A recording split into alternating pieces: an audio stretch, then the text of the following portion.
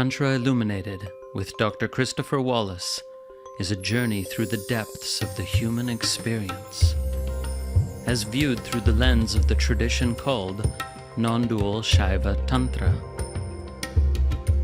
This multi-format podcast delves into the fascinating world of classical Tantra and its intersections with philosophy, neuroscience, psychology, human development, and the broader world of spirituality.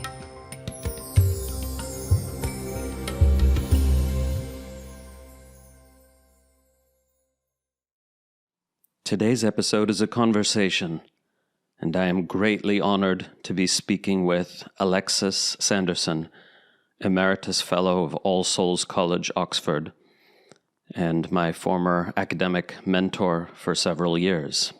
It is difficult to introduce Professor Sanderson due to the scope and breadth of his career. I would say he is the greatest living scholar of Tantric Shaivism and of Tantric studies in general. Over the last 40 years, he has published an incredible number of articles and studies, totaling 3,000 pages in all. And these studies are among the most cited in the field and the most highly regarded by other scholars. It's not an exaggeration to say that Professor Sanderson has revolutionized the field of Tantric studies, and that we owe so much of our current understanding in that field to him. His incredibly high standards of accuracy and intellectual honesty have made a huge impression on me and on many others as well. It is virtually impossible to overestimate the value of his contributions to this field, and that is why I'm so honored to be sharing this comprehensive conversation with you. And please stay tuned to the end of the episode for a special announcement. I'm here with Professor Alexis Sanderson.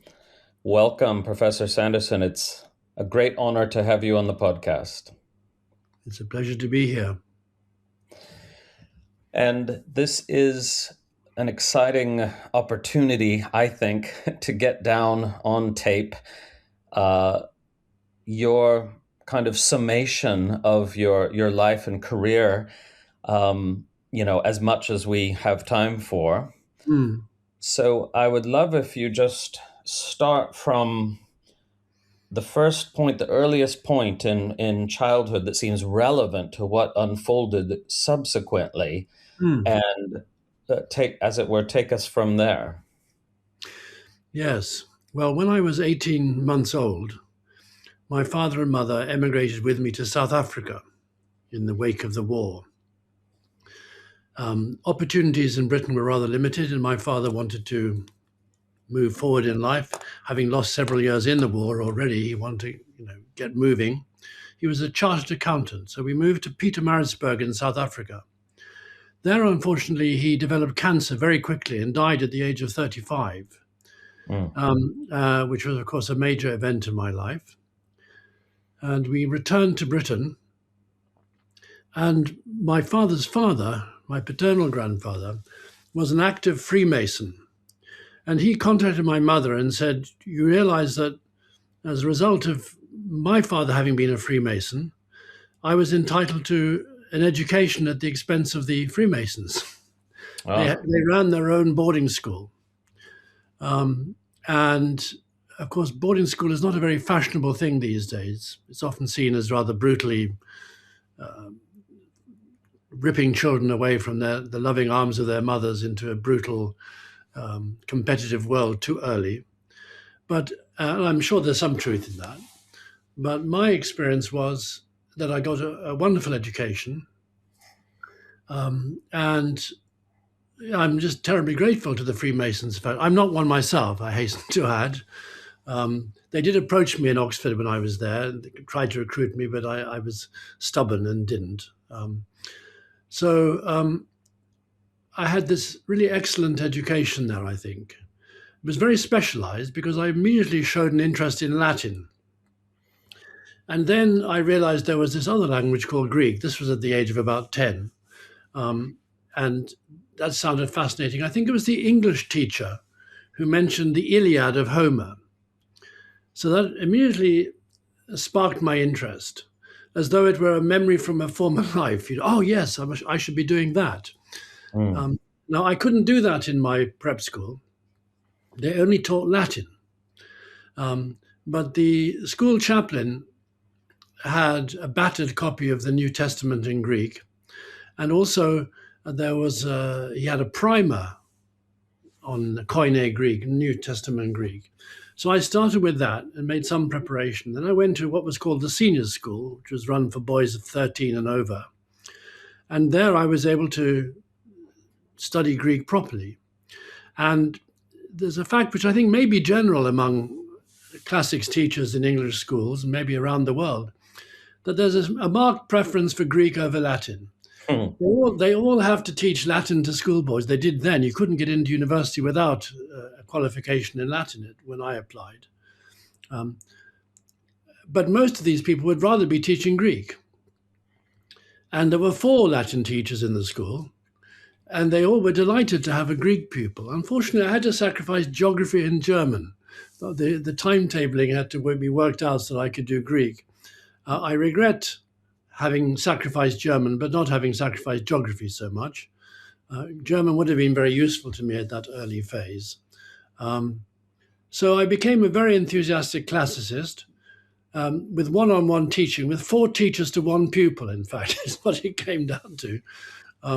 So I was particularly taken up by the headmaster, who was determined that I should get into Oxford to read classics. So he trained me pretty relentlessly. And there I developed a love for philology, the study of ancient cultures, basically. And yes, I did get into Oxford, to Balliol College in 1967. And that was an extremely exciting experience. I come up to do mods and greats. Mods is pure literature, Greek and Latin. The second part of the degree, it's a 4-year course, is ancient philosophy and ancient history. And that combination didn't really appeal to me terribly. So I began to think of what I could do, another degree that I could do after classics that would be more appealing. And I settled on Sanskrit. It became fairly apparent from some superficial reading that this was an area which few scholars had really worked in, that even though there was some excellent scholarship already done, there were vast areas which had not yet been touched. And I was constantly looking for such areas. I did it in classics too, but particularly in Sanskrit. So I began the BA in Sanskrit at Oxford, a 3-year course. I had to do it in 2 years and a term, which meant that I had Just to clarify, this was a second BA then, right? Well, actually, the classics BA is in 2 halves. The language part, the literary part, Greek prose composition, etc., that sort of thing, and writing essays about classical authors. And then there's the greats part, literae humaniores, as it's called in Latin, which is the study of ancient philosophy and modern philosophy. That was the sticking point for me. It seemed a strange combination: ancient philosophy, modern philosophy, and ancient history. It seemed to me, I felt it didn't really appeal to me as an area I wanted to go into. So I chose Sanskrit and was encouraged to do it. And they didn't stand in my way. And the BA in Sanskrit is a self-contained entity. So you could say I have 1.5 BAs. I did half the classics thing. But you do go through a proper examination, and you are graded, as it were. You get a first, upper second, lower second, third, fourth, and fail. Those are the possibilities. So I started on Sanskrit, and because I had to do it in 2 years and 1 term, we had 3 terms a year in Oxford, I was not tempted to waste any time. I really had to get down to it. And that was just as well, because there's a lot of self-teaching involved. It's a small subject in terms of population of people teaching it. In those days, there was the Professor Thomas Burrow, And there was the then lecturer in Sanskrit, which is like associate professor in the American system, which was Richard Gombrich, later Professor Richard Gombrich. And great scholars though they were, there were many areas that they didn't touch on, and my interest seemed always inevitably to fall in that great gap between. So over I think the first long vacation, summer vacation, I decided that the thing to do was to choose a Sanskrit text that looked interesting and work through it over the vacation. And by a happy chance, I chose the Dvanya Loka of the poetician Anandavardhana, a Kashmirian poetician of great brilliance and charm, very elegant writer. And this completely converted me to the subject. I felt if it could produce work of such subtlety and elegance, this was worth devoting one's efforts to. Can I mention for the listeners that reading the Dvanya Loka in the original Sanskrit after it must have been just a year of grammar, of Sanskrit grammar, this is already an extraordinary accomplishment. You had a great facility for the language. Well, I'd been trained as a classicist. That helps. Although in a way it's a hindrance, because the classics is a very developed field. One could characterize it by saying that in the last 600 years, with the exception of the last 100 perhaps, or the last 50, most men it was largely, rather than women, most men of education did Latin and Greek. So there's a huge amount of scholarship, huge number of people throughout Europe and then eventually in America working in this area. So it was at a very sophisticated level, whereas Sanskrit was a very undeveloped field at that stage. And there were huge areas of it which simply had been pushed to one side, and one of those was Shaivism. Perhaps out of Puritanism, there was a certain reluctance to take seriously this vast area of Indian cultural self-expression. Yeah, so I read the Dvanya Loka and was converted to Sanskrit by that. And I started to look into the commentary on that work, the Dvanya Loka Lochana, which is by Abhinavagupta. Abhinavagupta will be known to your audience mainly as a Shaiva philosopher, and theologian, an expert on ritual and interpretation of ritual.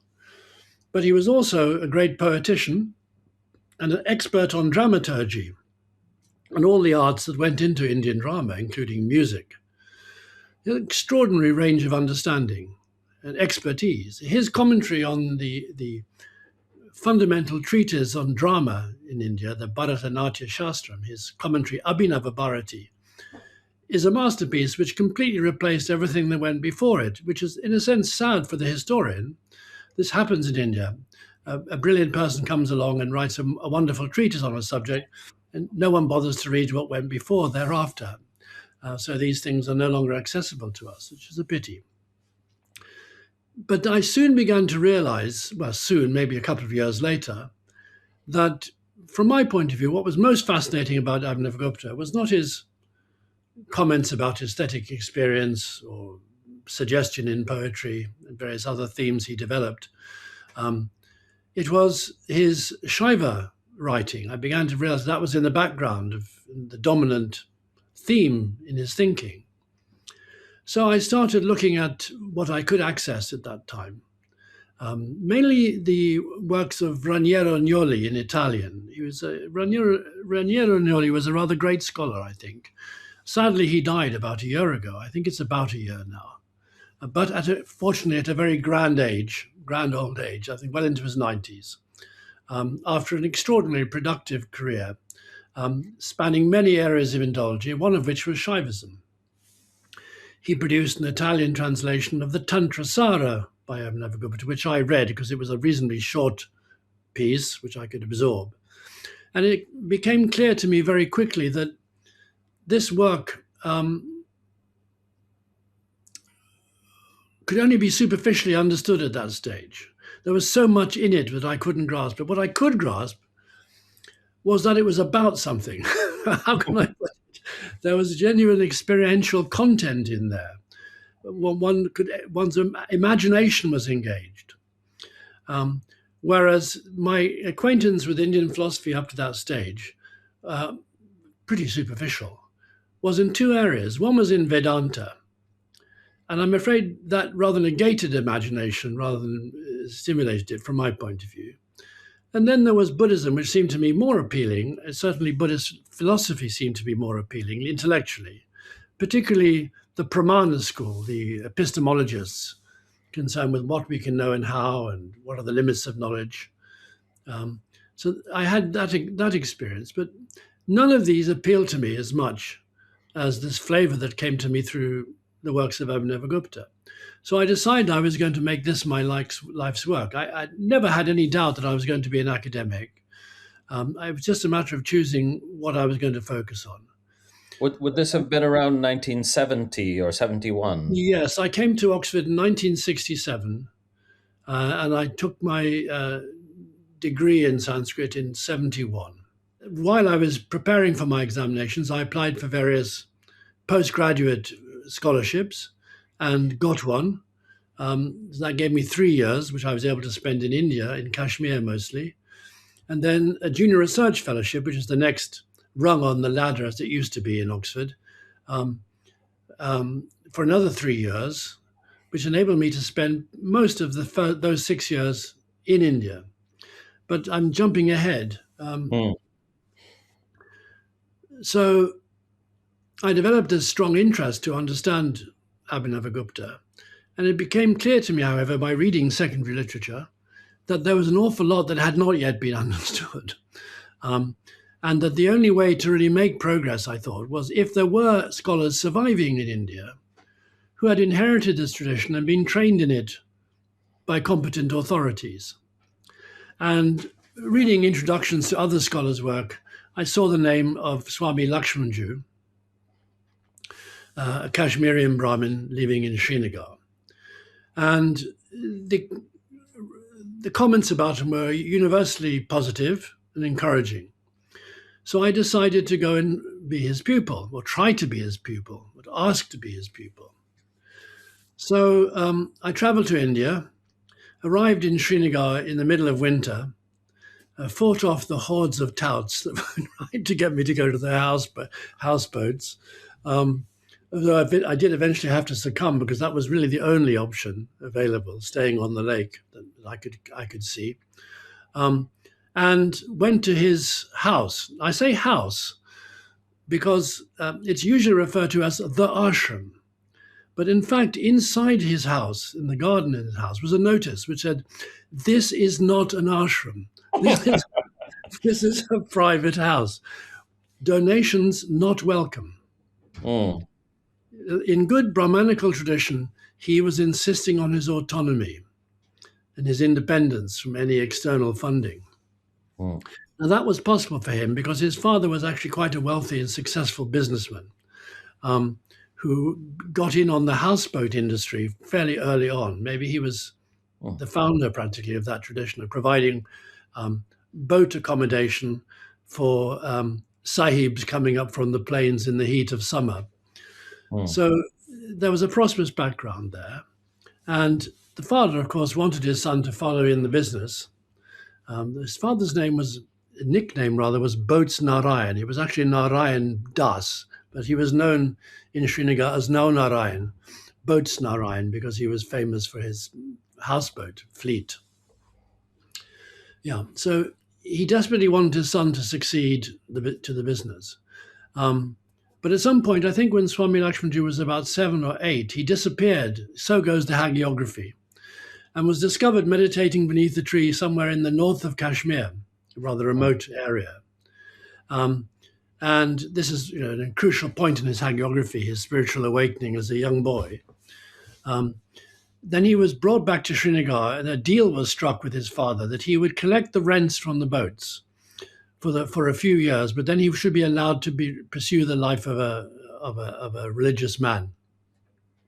So his father conceded to this because the family guru, Swami Ram, was indeed Lakshmanjoo's spiritual mentor. And he could hardly go against the wishes of his own guru, that his father had to accept that Swami Ram intended Lakshmanjoo to be trained in the tradition. So that's what happened. So for a few years, Lakshmanjoo went around collecting the rents from the houseboat occupants, and I believe this was done with the help of a motorbike. He was the first Kashmiri to have a motorbike. You should remember, or you should know, that in Kashmir there were no wheeled vehicles. Mm. Really none. There were no roads into Kashmir. There were paths which were rather perilous. It was possible to come in, but there were no roads, so no proper wheeled vehicles. Carts. This would have been in the 30s or so. The first, yes. By then there were some roads, but there were not much. There wasn't much available. I forget when the first road was opened. Probably down through the Baramulla Gorge into Pakistan. Maybe in sort of 1910 or something like that. I'm not quite sure, but very late. So anyway, moving forward now. So I went to see Lakshmanjoo, and he said to me, "Come back next week." He was very busy at the time. He was about to go to Jammu, which Kashmiri Brahmins often did in winter. They moved to stay with people or their own homes outside the valley where it was a bit warmer, because the Kashmir winter is rather damp and cold. So I came back a week later and rang the doorbell to his house and received a message from a bearer who came to the door and said, "Swamiji is not available. Come back next week." So I came back next week, meanwhile staying on a houseboat. And enjoying it in spite of the cold. It was so beautiful. Finally, after I think nearly a month and a half, he came to the door and welcomed me in. I got to the point of thinking, oh dear, he had asked me what I wanted to read, and I had made what I feared was the mistake of saying everything, all the texts. I want to read everything. But don't worry, I don't want you to take me through line by line, which is the traditional Indian way. I will read a text, and if I may, I'd like to come and ask you questions about it. And then I can move on my education in this way. So he silently breathed a sigh of relief, I suspect, that it was not going to involve too much time. So we agreed to meet once a week, and I started doing just that. After about a month, I think, one afternoon in the garden, we were sitting in the garden talking about the text I'd been reading at the time. And he said, "Next week is my birthday, and I'm having a few friends over. And I'd be very glad if you would recite some of my favorite verses from the Stava Chintamani, and then give a commentary in English on these verses." I said, "What, me?" Surely not. I'm sure I'm not qualified. I haven't been studying for long enough. He said, no, you can do it. You should do it. So I could hardly refuse. It would have been churlish. So I prepared. I read these verses and did my best to understand what they were about. And then on the day, I set out with a boatman to take me across the lakes to where he lived on the other side of Dal Lake, in the northeast of Dal Lake, near Nishad Garden.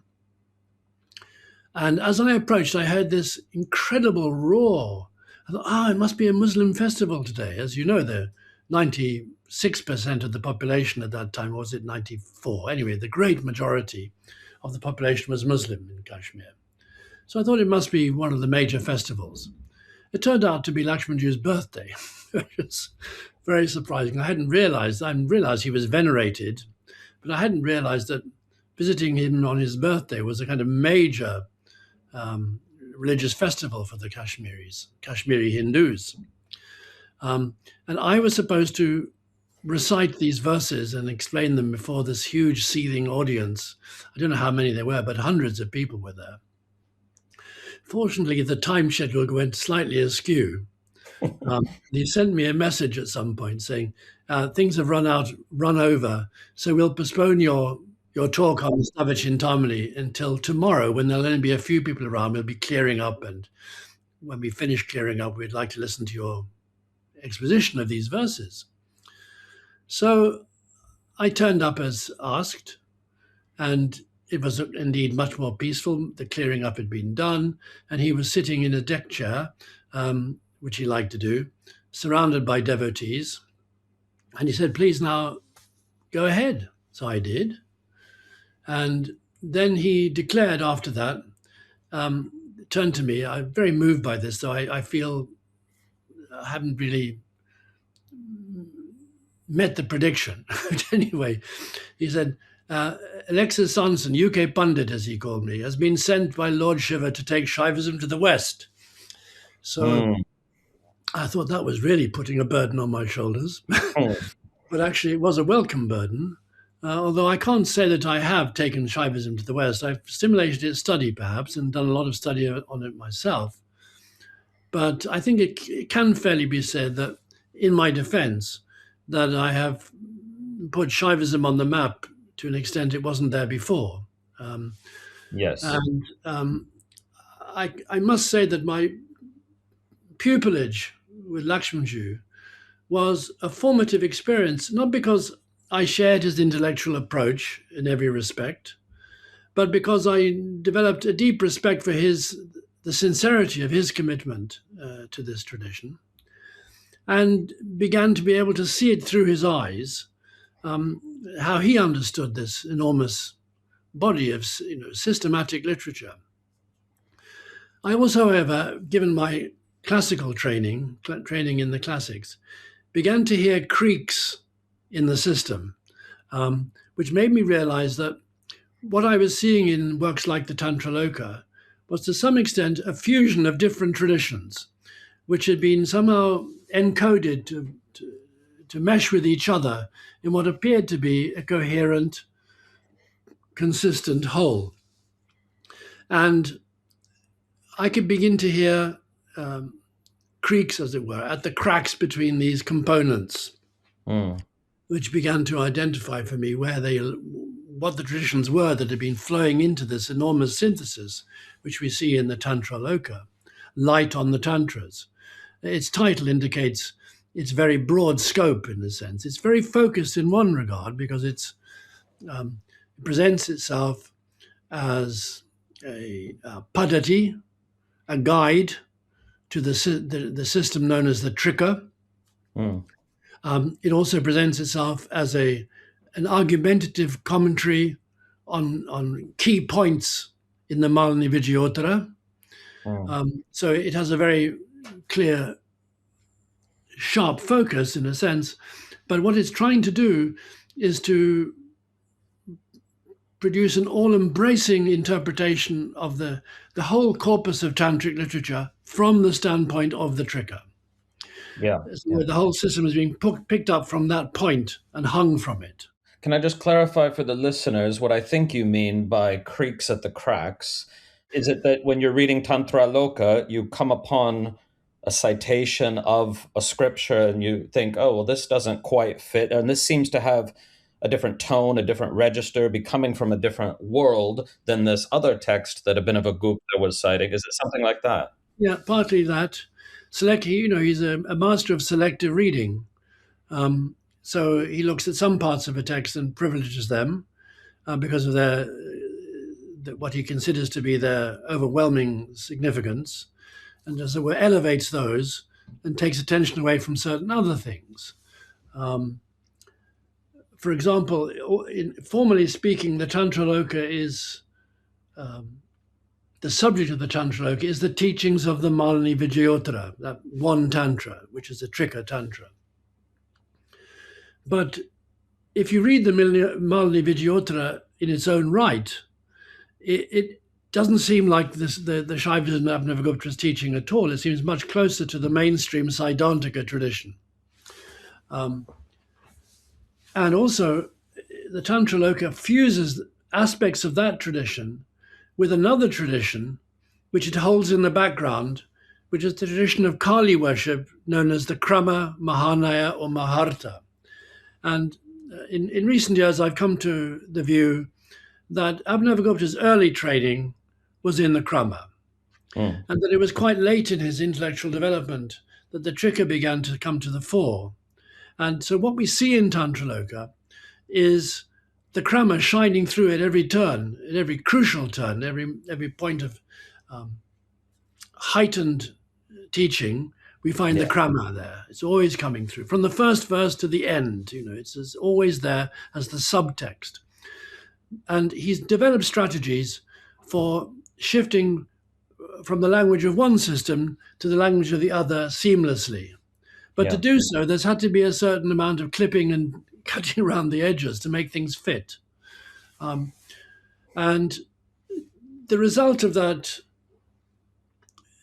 desire to produce a homogeneous system without history is that much of the literature which had gone into the melting pot was simply no longer copied.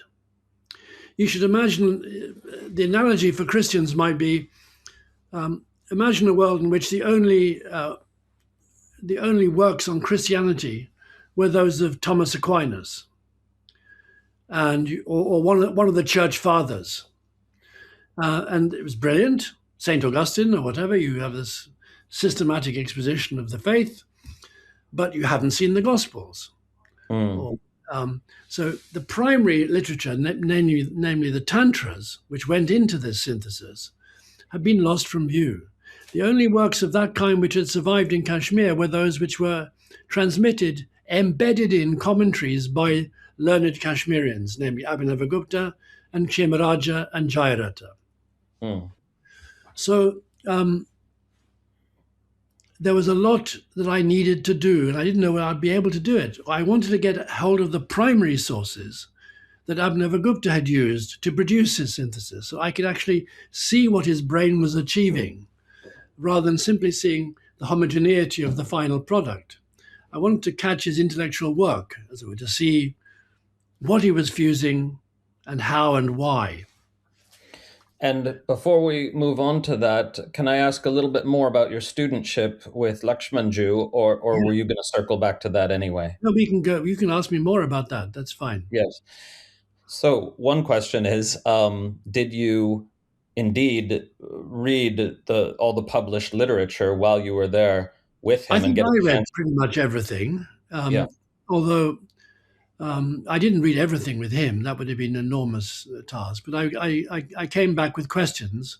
What had I not done very thoroughly? Well, I'd read the Pratyabhijna literature pretty thoroughly. And I'd read thoroughly the first 7 books of Tantraloka, I would say. But like most students of Tantraloka in the last few hundred years, I didn't get much beyond that. I mean, I cherry-picked here and there and read other parts of the work. But you probably know this, but it's a vast work, not so much in its extent, it is rather large, but in the amount that it covers. There was just so much to explore. And I was at that time rather influenced naturally by my teacher's very Gnostic interpretation. It was all about mystical self-realization and so forth, and not about ritual. So that whole world, which was the body of the religion in a sense, the world of obligatory rites and so forth, was just ritual. It was rather, kriya matram, it's just action, it's not important. And occasionally I would ask him about whether there were any people in Kashmir who still understood these rituals. Oh, what about my interviewing the priests and getting to know the priests and talking about, tantric rituals as performed in the Kashmirian tradition? I said, no, they know nothing. They only do rituals. It was very much the attitude that, that the tradition he'd received was one of liberation through insight, not through the performance of rites, etc. Whereas I wanted to see not only how all these various different traditions were being fitted together, but also how knowledge related to action as well, to see, because religions cannot survive simply as attitudes or beliefs. They do require a body of regular obligatory practice as well. So I wasn't able to pursue that side of things greatly in my first years there. But then when I realized that I needed to access the primary texts if they still survived somewhere, I went to Nepal. Well, actually, I first went to Calcutta, where there's a large number of Nepalese manuscripts, old Nepalese manuscripts. Starting working from the catalogue of the Asiatic Society of Bengal, which had a few excerpts. It was a descriptive catalogue. And I couldn't find exactly the works that I was looking for, but I recognized familiarity. I recognized various texts mentioned in this catalogue because their content resonated with what I'd already read in Tantra Loka, etc. So anything of that kind I immediately ordered and read. And gradually I realized I was getting closer and closer to the primary sources of the Krama, particularly, which I eventually located in Kathmandu in the National Archives. The key scriptures were still there, copied many centuries ago, but kept safe in Kathmandu by its benign climate. As you know, the Indian climate on the whole is extremely destructive of organic matter. And manuscripts were written on paper or birch bark or palm leaf. And none of these can survive many Indian monsoons. They get devoured by ants. They need to be copied frequently and to be kept alive. Whereas in Nepal, they could sit there sleeping, as it were, awaiting to be awakened, waiting to be reactivated, as it were, for centuries, because the climate is considerably more benign, more gentle to organic matter. So I was thrilled to discover that these existed, and I was able to access them through the good offices of the Nepal German Manuscript Preservation Project. The directors, successive directors, housed me when I was there in their accommodation and arranged for the microfilm reels to be brought to me, to the microfilm reader in this institute. So I'm eternally grateful to them for that. Then I got a grant which enabled me to buy copies of these microfilms that I was looking at. And that was a great step forward because I could then return to Oxford with a huge amount of material which I could start working through. I didn't have to keep visiting the library. So through access to these materials, my understanding of Shaivism began to transform radically. One of the big illuminations for me was regional. I'd been told there was something called Kashmir Shaivism, which was located, as its name indicates, in Kashmir and nowhere else. And then there was South Indian Shaivism, which was what we now refer to as Siddhantika Shaivism, established in the great temple complexes of South India. So there was Kashmir Shaivism in the north, Gnostic and mystical, and there was temple-based Shaivism in the far south, which was ritualistic.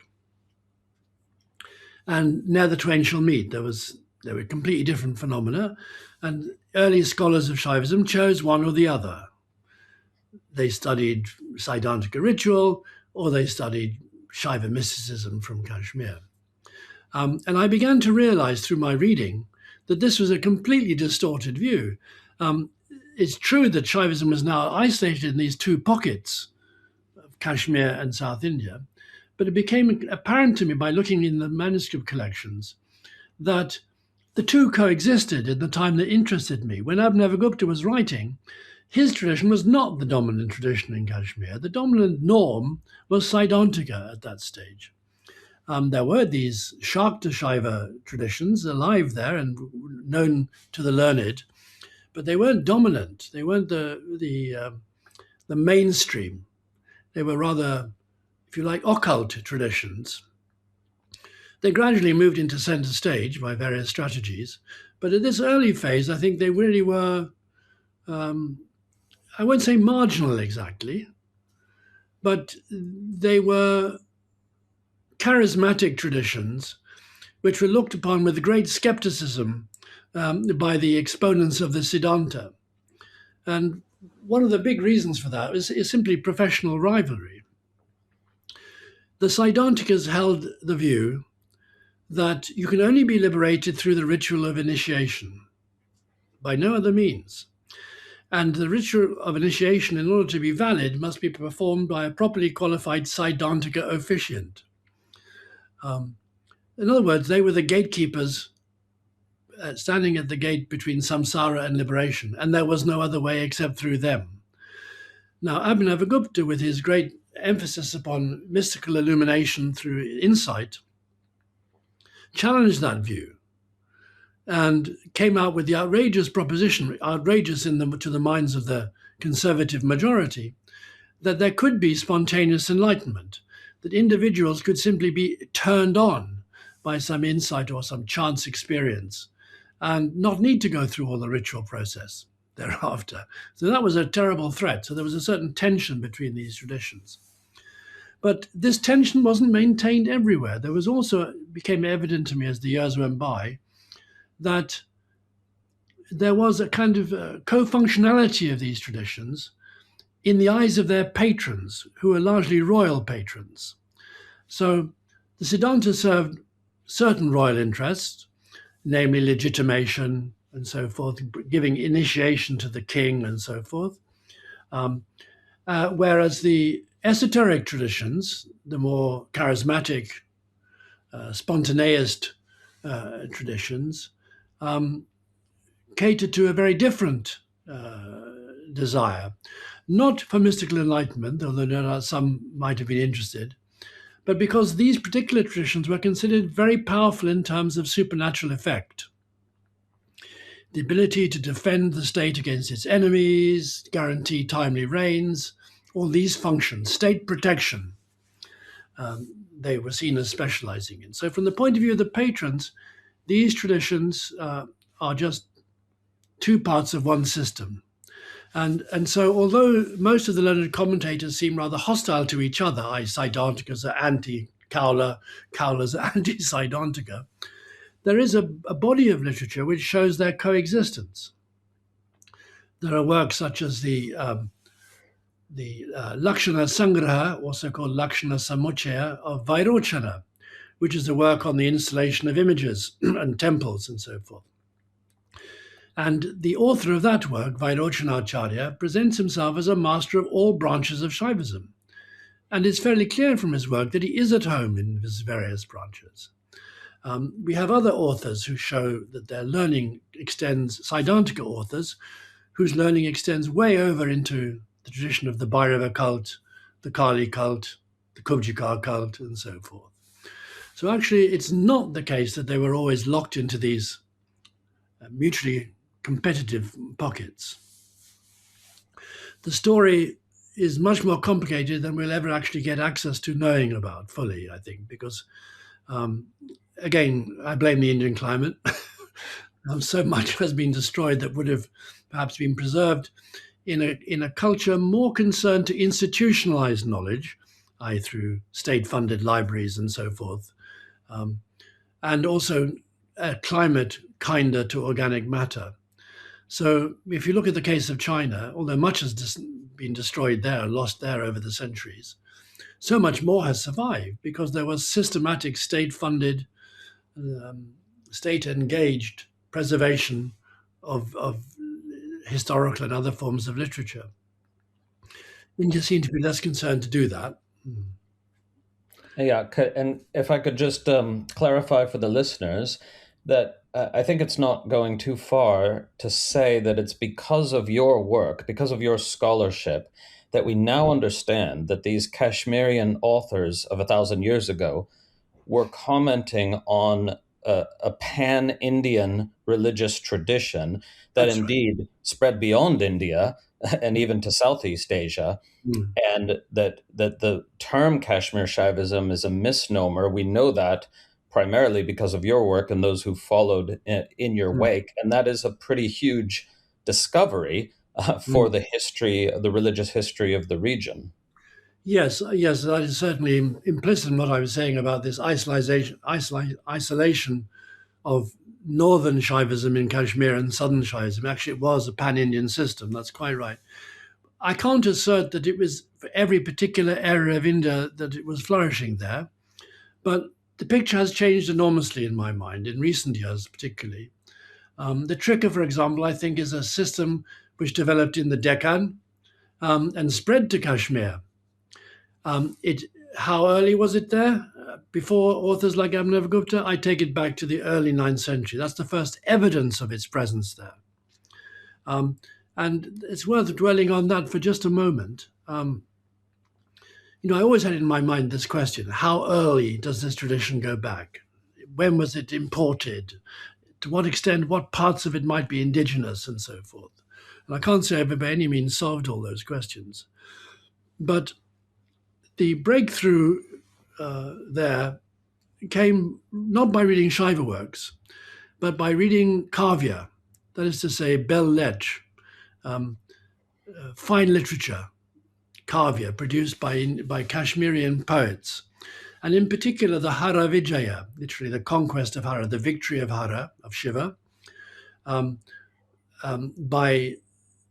Rajanaka Ratnakara, the largest of all the Mahakavyas, I think, an enormous work, well over 4,000 verses, very highly worked verses at that, difficult. And in that enormous composition, there are 2 hymns, very elaborate hymns, one to Shiva in the 6th chapter. The 6th chapter is basically the hymn to Shiva, the Shiva Stotra, and the 47th chapter, in which we have a hymn to Chandi, the wild goddess, the furious goddess. And in that latter chapter, I began to realize after a while that there are strong allusions to the Trika. Now, what I have in mind is not doctrinal similarities, that he puts forward a view of ultimate reality which matches that of Abhinavagupta, because such things can happen independently to some extent. You can't really prove genetic connection on the basis of general ideas. The connection was established through seeing that there were verses in this hymn which showed a clear knowledge of very precise ritual details of the Trika, the design of the mandala, things like that, the root mantra of the tradition. Now, that was fascinating to me when I discovered that. I think there are about 7 or 8 verses in this hymn. You may ask how he gets onto that, given that he's writing a hymn in a narrative context. The narrative context is the destruction of the Titan Andaka, which is eventually accomplished by Shiva, who reduces him to a cinder and then liberates him thereby. But Chandi is very much involved in the battle, which is described in gory detail, great length. So before the battle, the final battle, there's this hymn to Chandi.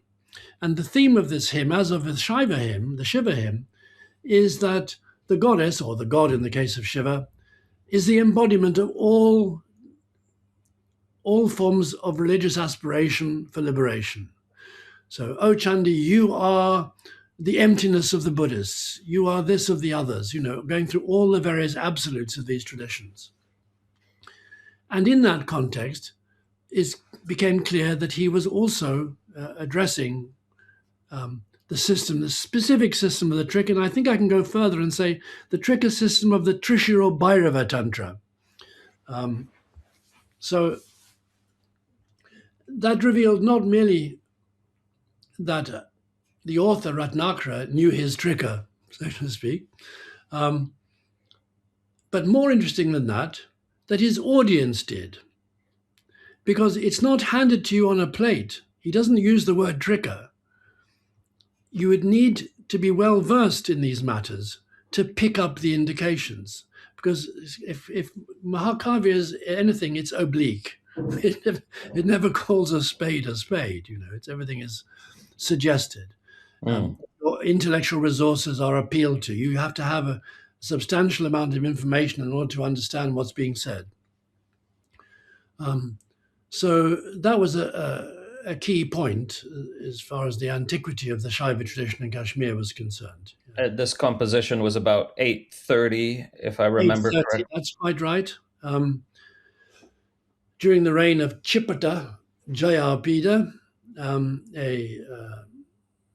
a boy at the time, and about 830. It depends upon adjusting the dates of the Kashmirian historian Kalana, moving them close to the present by about 25 years on the basis of strong evidence in the Chinese annals of the Tang dynasty, which record certain embassies. And that doesn't quite gel with Kalana's data about the reigns in question. So basically, we have to move everything forward by about 25 years, which brings the composition of this masterpiece to about 830. So then the question was, is that the beginning? And I think not. And the reason why I think not is that there's a body of Kaula literature which is clearly associated with the Deccan Plateau, and to some extent the coastal strip of the Konkan, focused on the goddess Kubjika. And the literature of Kubjika, the primary Tantric literature of Kubjika, has cannibalized extensively key scriptures of the Trika tradition. Now, I think it's reasonable to assume that they did so in Karnataka, rather on the Deccan Plateau, rather than by going to Kashmir and coming back again. So, although there are still huge gaps in our knowledge, and I suspect many of these will remain forever, or at least for a very long time, at least the picture that talked about Kashmir Shaivism begins to look very limited. We can fill in some of the gaps. We don't assume that these traditions grew in Kashmir from nothing, but were brought in from the outside and then got into the hands of very learned men. This was the big shift. And this is to some extent to do with the politics of the age. After the 9th century, Shaivism came to the fore in terms of royal patronage as well. So that probably implies a raising in status of those learned in those social status in those learned in this tradition. And so suddenly you have well-trained scholars, intellectuals, who feel they have to begin addressing the question, why ritual? What is the purpose of it? They felt they had to answer these questions. Traditions can go on for centuries not ever asking these questions, or never putting them into words at least. You say, why do you perform your Diksha? Well, our ancestors did. This was the answer that Georg Bühler got in 1875 when he was in Kashmir. He noticed that there were these elaborate Diksha rituals being performed. And he asked them, why do you do it? Well, we don't consider it a special access to heaven. It's just our family tradition. Yeah. So just to clarify for the listeners, there's evidence, and indeed even more evidence than you've cited, that the Trika lineage began in the Deccan in what is now Karnataka and Maharashtra, and found its way to Kashmir. And then I think you agree that it didn't just migrate, that it continued in those more southern regions. We have texts like Parapraveshika and so on, attesting to the survival of the Trika there.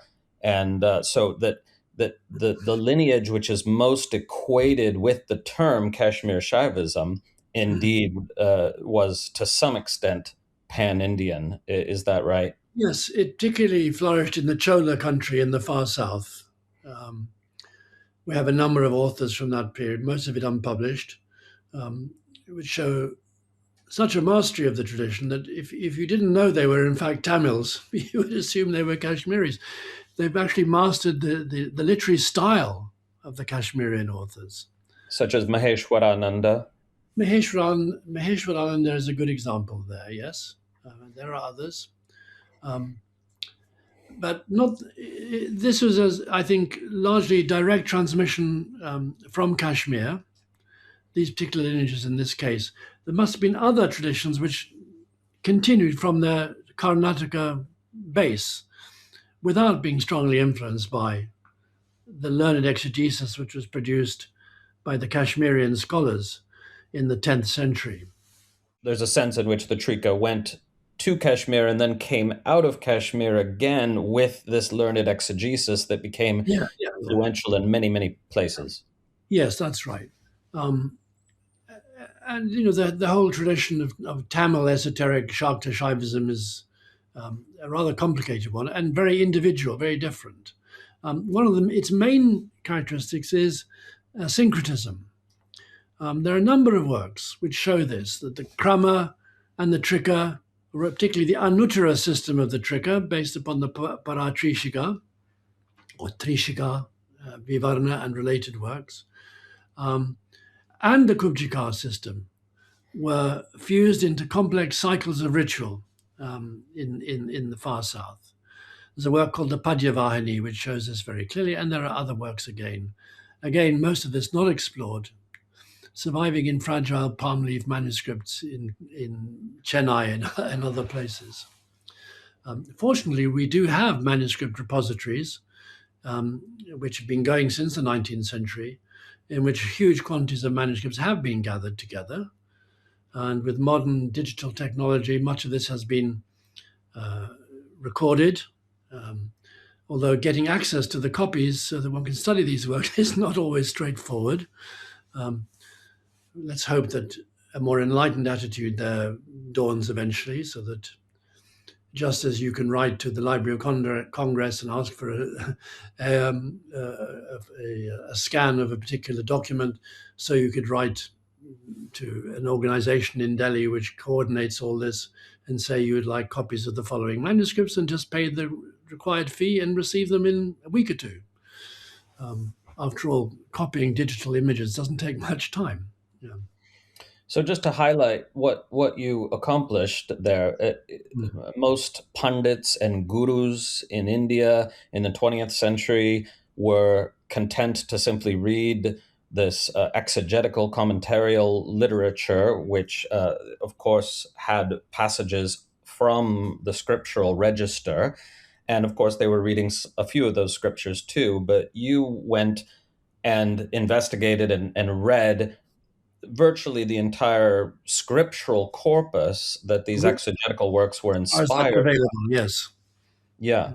And then you also turned to padatis or ritual manuals in manuscript form. And in this way became, as far as I know, perhaps the only living scholar to in fact, achieve the original goal you set out for yourself, which is to read all the extant literature. I'm sure there's plenty I haven't read yet. And there are big gaps in my knowledge, certainly. I've rather neglected the East Indian later tradition of the Dashamahavidya cults, for example, which seem to be a sideshow, but that's a limitation of my own perspective. I ought to try to integrate that at some point. There are other areas of South India which need investigating. For example, the so-called Lingayat or Veerashaiva tradition. Parts of it have very strong currents of direct influence from the Kashmirian tradition. So one has to envisage a situation in which learned followers of Kashmirian non-dualistic philosophy, as it were, seeped into a number of traditions which hitherto had been rather independent from that kind of sophisticated philosophical perspective. So there are plenty of works in the Veerashaiva tradition which read, at least in part, exactly like Kashmirian non-dualism. Again, you might think of they're by a Kashmirian author who'd suddenly turned up among the Veerashaivas, but in fact, they had assimilated these traditions. They were found compelling. We know, for example, of works which are written in Madurai by authors who give their address there, and these are authors. I live in this particular section of Madurai, so you would know where to look for the manuscript, so to speak. And they're citing, for example, Tantra Loka. Now, it hadn't been published. They must have been consulting manuscripts. This was in the late 19th century. No sign of those manuscripts. I would die to get hold of some South Indian manuscripts of the Tantra Loka. I have one, a Malayalam manuscript, which just covers the first few chapters. who by copyists who, like me in my early days of study, couldn't press beyond the seventh book. Then, so you'll find a lot of manuscripts which only have the opening chapters. There are very few that have the whole work. That's the trouble with having such a huge work. People are reluctant to copy it all. Yeah. You say this about only reading the first 7, but I have a cherished memory from 20 years ago when you showed me a copy of the 29th chapter of Tantra Loka that you had inscribed as having read it in 1972. Yeah, yes, I had not read anything. That's right. I'd read most things by then. You have to do two kinds of reading. In those early years, I was speed reading in a sense. I wanted to get through as much as possible to try to get a big picture, rather than laser focusing on particular texts. I do much more laser focusing now. And that's also necessary. So you need to develop two skills as a Sanskritist: to read fast and to read critically. And they're not the same. The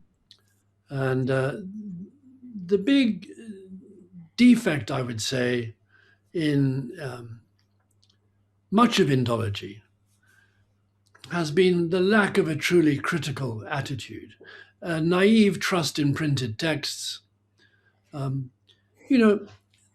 pundits who produced these editions were often very learned men, but they were producing these things with a gun pointed at their temples, so to speak. They were under pressure. There was there was a fund set up for a translation project, and they had to churn these things out. They didn't have time really to produce properly critical editions. Although, if they were writing on a systematic subject such as grammar, Sanskrit grammar, if they were learned enough, their own knowledge could enable them to correct where the manuscripts were defective. The sad thing is that they often didn't record that fact. It's fine to amend texts, but you must record what the manuscripts say, because you may be wrong. Yeah. And in fact, quite often are, when it comes to conjectures. Yeah.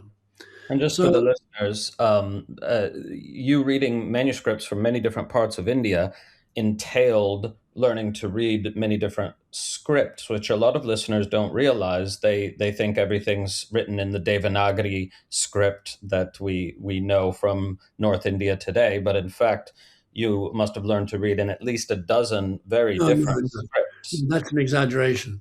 I'm at home with Sharada, which is the Kashmirian script, with various Nepalese scripts, East Indian scripts, I suppose, Pala dynasty scripts, or script. There are actually more than one variety. Proto-Bengali I can sort of manage. And of course Devanagari.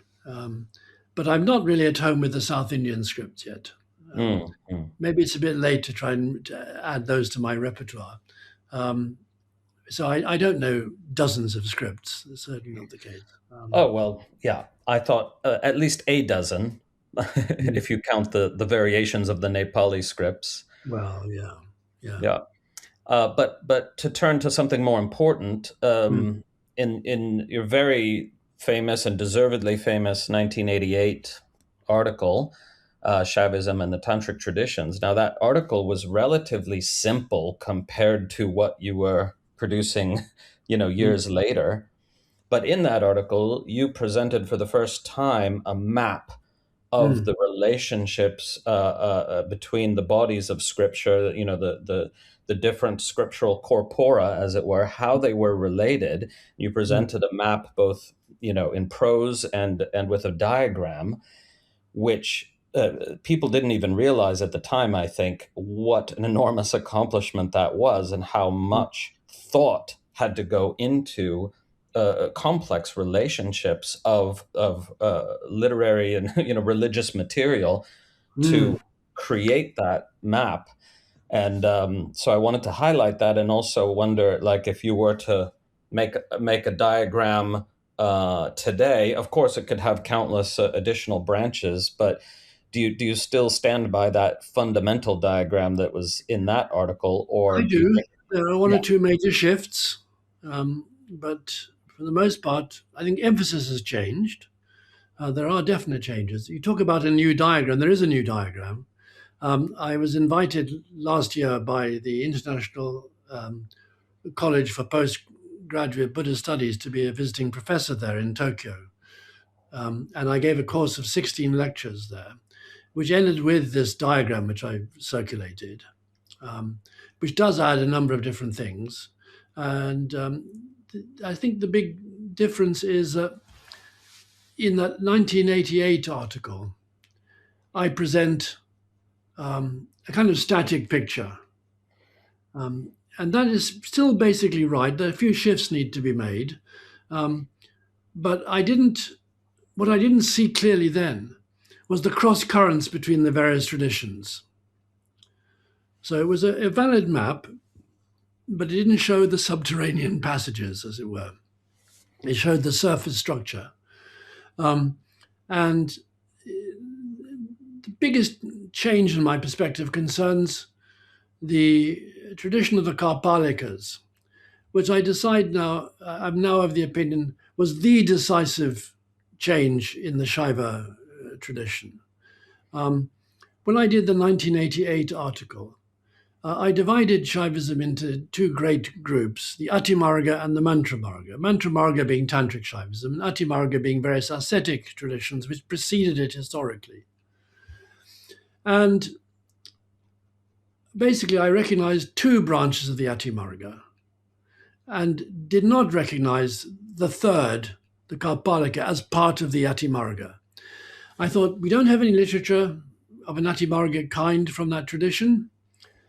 What we do have is a lot of Karpalika practice described inside the Bhairava Tantras of the Mantramarga.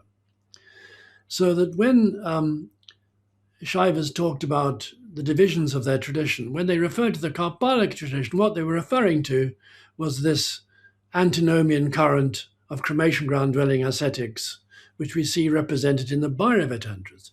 Now I see this is wrong. We now have epigraphic and other evidence that the Karpalikas were an independent branch of the, or rather a real branch, a third branch of the Atimarga, and that its practices were carried forward into the Kaula tradition in a strong way, but also into the Bhairava Tantras more generally. So that's a very big difference, I think. And I've also integrated the exorcistic literature into this picture, because I feel that the Karpalikas in their social function were exorcists. You know, we have lots of narrative literature, often by Jains rather than Hindu tradition, in which Karpalikas make an appearance as healers, curers of snake bite, curers of possession. You know, we have stories where, you know, some desperate father has taken his daughter who has a terrible fever to the doctors. They can't do anything. They've, you know, sacrificed a goat. That didn't help either. So finally they consult the Karpalika, who performs some exorcism, and she's fine. So this idea that you have these experts in controlled possession and also able to deal with malefic possession. Malefic, I mean dangerous or hostile possession. Yeah. And those two things go together. And that continues way over into the Bhairava literature. These themes are carried forward. So nothing is left behind. It's just there's a kind of reformation which adds new levels, more complexity, more diversity. But And it also, goes back. Yeah. earlier on, you had those division into the two main margas, Ati Marga and Mantra Marga, and then later you added Kula Marga as the body of Kaula literature that ultimately goes back historically to these Kapalikas of the Ati Marga, right? And the big point of continuity, well, there are several points of continuity, two I'll mention. One is possession. The idea that the adept in this tradition is literally taken over by the power of the goddess, that she actually enters into the individual. The other is collective orgiastic worship. Now, of course, there are traditions of collective worship in Hinduism, but it's rather a priest doing something with an audience, not a collective rite for the most part. The karma theory has largely structured in the world of Indian ritual, and rituals are done by individuals and receive direct individual benefit. They can alienate it to others, but basically it's one-on-one. Whereas with this Kalpalic tradition, you get the introduction of possession cults, collective worship of an orgiastic kind, the veneration of practices which turn upside down Brahmanical purity rules also. And this was not a marginal tradition, it seems. At first sight, one thinks, oh my God, this is as weird as the Marquis de Sade. This can't be mainstream thinking. But it seems to have been pretty influential and widespread. And there are two, I think, striking proofs of this. Actually, three, if I could have time to mention them. The first is Tantric Buddhism. Beginning in the 7th century, the Buddhists began to develop an elaborate corpus of Tantric traditions of their own, which are mapped onto the Shaivas rather exactly, stage by stage, by the principle, anything you can do, we can do better. So they matched everything stage by stage, just as in Tibet later, the Burn tradition matches the Vajrayana, more or less stage by stage. Now, I think that is a testimony to the influence and importance of these Shakta traditions in India. I think particularly in Eastern India at that time, the Buddhists would not have wanted to produce their own versions, if you like, of this style of religion, had they not been highly influential in the population. That's the first thing. The second is that the Shankaracharyas of the Vedantic tradition took over and expurgated, admittedly they expurgated, the tradition of Tripura Sundari worship, which is originally a strongly Kaula tradition.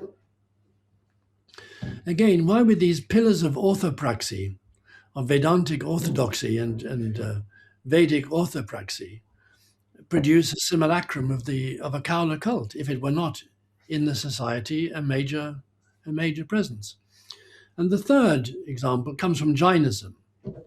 The Jainas produced their own tantric literature, heavily modeled on the Tripura Sundari cult.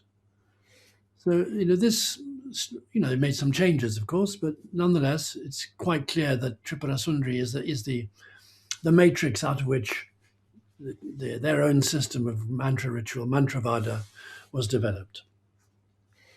So there's kind of a terminological irony in the fact that a lot of what people think of as tantric, people more in the mainstream, is actually kaula, not specifically tantric, if we're making that distinction. That's right. Yeah, that's right. Yes, and of course, it's going to always be a problem that we won't ever know exactly the demography of these traditions.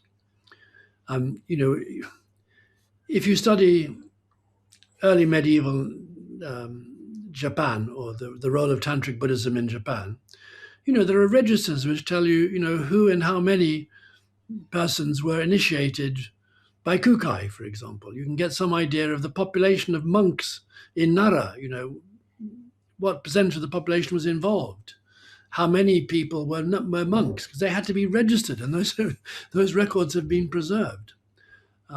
India has not been so generous in that regard. So as I occasionally do, I read about phenomena like Nara Buddhism in Japan, I feel quite jealous that they have all this concrete data that we don't have access to. We have to use our imaginations to get some sense of how influential these traditions were. But we'll never know, for example, to what extent antinomian Kaula practice was followed within, say, Kashmirian society. I don't think we'll ever get a grasp of that. That it happened, yes. How widely, hard to say. Yeah. Yes, but as you've pointed out, we do have examples in the Kashmirian court, such as Hraswanatha and his nephew, which seem to suggest that if it was truly a marginal phenomenon, that those historical figures wouldn't have existed. That's right. Yeah, there are all kinds of indications of that kind. Yeah, yeah. So your body of work has become vast, and you focused on articles rather than books for the most part. But if we add up all the academic peer-reviewed articles that you've published, it's at this point well over 3,000 pages, last I reckoned. So it's simply a huge body of work. And what would you say have been one or two or three of your most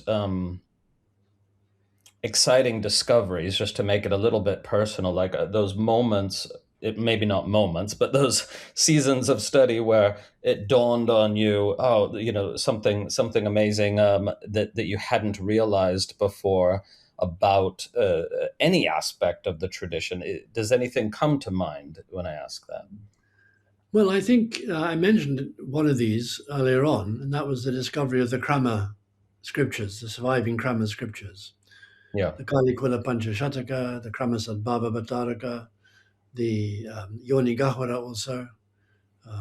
But then the big breakthrough came when I got hold of copies of manuscripts of the Jayadrata Yamala, which the Kashmiris simply called Tantra Raja Bhattaraka, the venerable great king of Tantras, which claims to be 24,000 shlokas, 24,000 stanzas, and is nearly that, and is an extraordinarily rich compendium of Kali-based variants of Kali worship, basically, including in the high points of the tradition, something very close to what we find in the specific scriptures of the Krama. Which, by the way, is still unpublished, isn't it? It is, yeah. It is. I took a sabbatical, I forget which year it was in, but a good long time ago, in my 30s probably, and read the whole thing. I'd got copies, and I made a synopsis of the whole thing in a few hundred handwritten pages, which I still use as a guide around the Tantra, around this extraordinary work. And that was an eye-opener. It continues to be. A number of things have come from that. Firstly, the realization of the pervasiveness of the Kalpalaka tradition within that culture. Secondly, the strong element of Vaishnavism in it. This came to me as a big surprise. The Vaishnavism we know from our surviving sources is, on the whole, if I may put it this way, a rather tame affair. It exists within the boundaries set by Brahmanical purity rules. One wouldn't think of it as a wild religion or as having wild elements. Although if you look at the Narasingha images, you might wonder whether perhaps there were some fringe phenomena of a rather more ecstatic kind. But if you look into the Jayadrata Yamala closely, you'll see that there are quite a few sections in which the Vaishnava background is fairly clear. We have a work called the Madhava Kula embedded in the fourth quarter of that huge work, in which the cult is of Kali, Kala Sankarshini, and Narasingha. And there are forms of Kali who are riding on Garuda. Again, it's obviously a Vaishnava connection. Sankarshana is also in there. Even in the name Kala Sankarshini, there are all kinds of Vaishnava elements just shining through here and there throughout this work. So I began to realize that there was originally a very vital, more ecstatic antinomian form of Vaishnavism, which the Shaivas colonized and took into the Jayadrata Yamala mix, this huge compendium of Kali worship. So that's a continuing source of inspiration. Unfortunately, it's an extremely difficult text to read. It's not well transmitted on the whole. It's seldom that one gets through a whole verse without encountering textual corruption. There's an awful lot of it.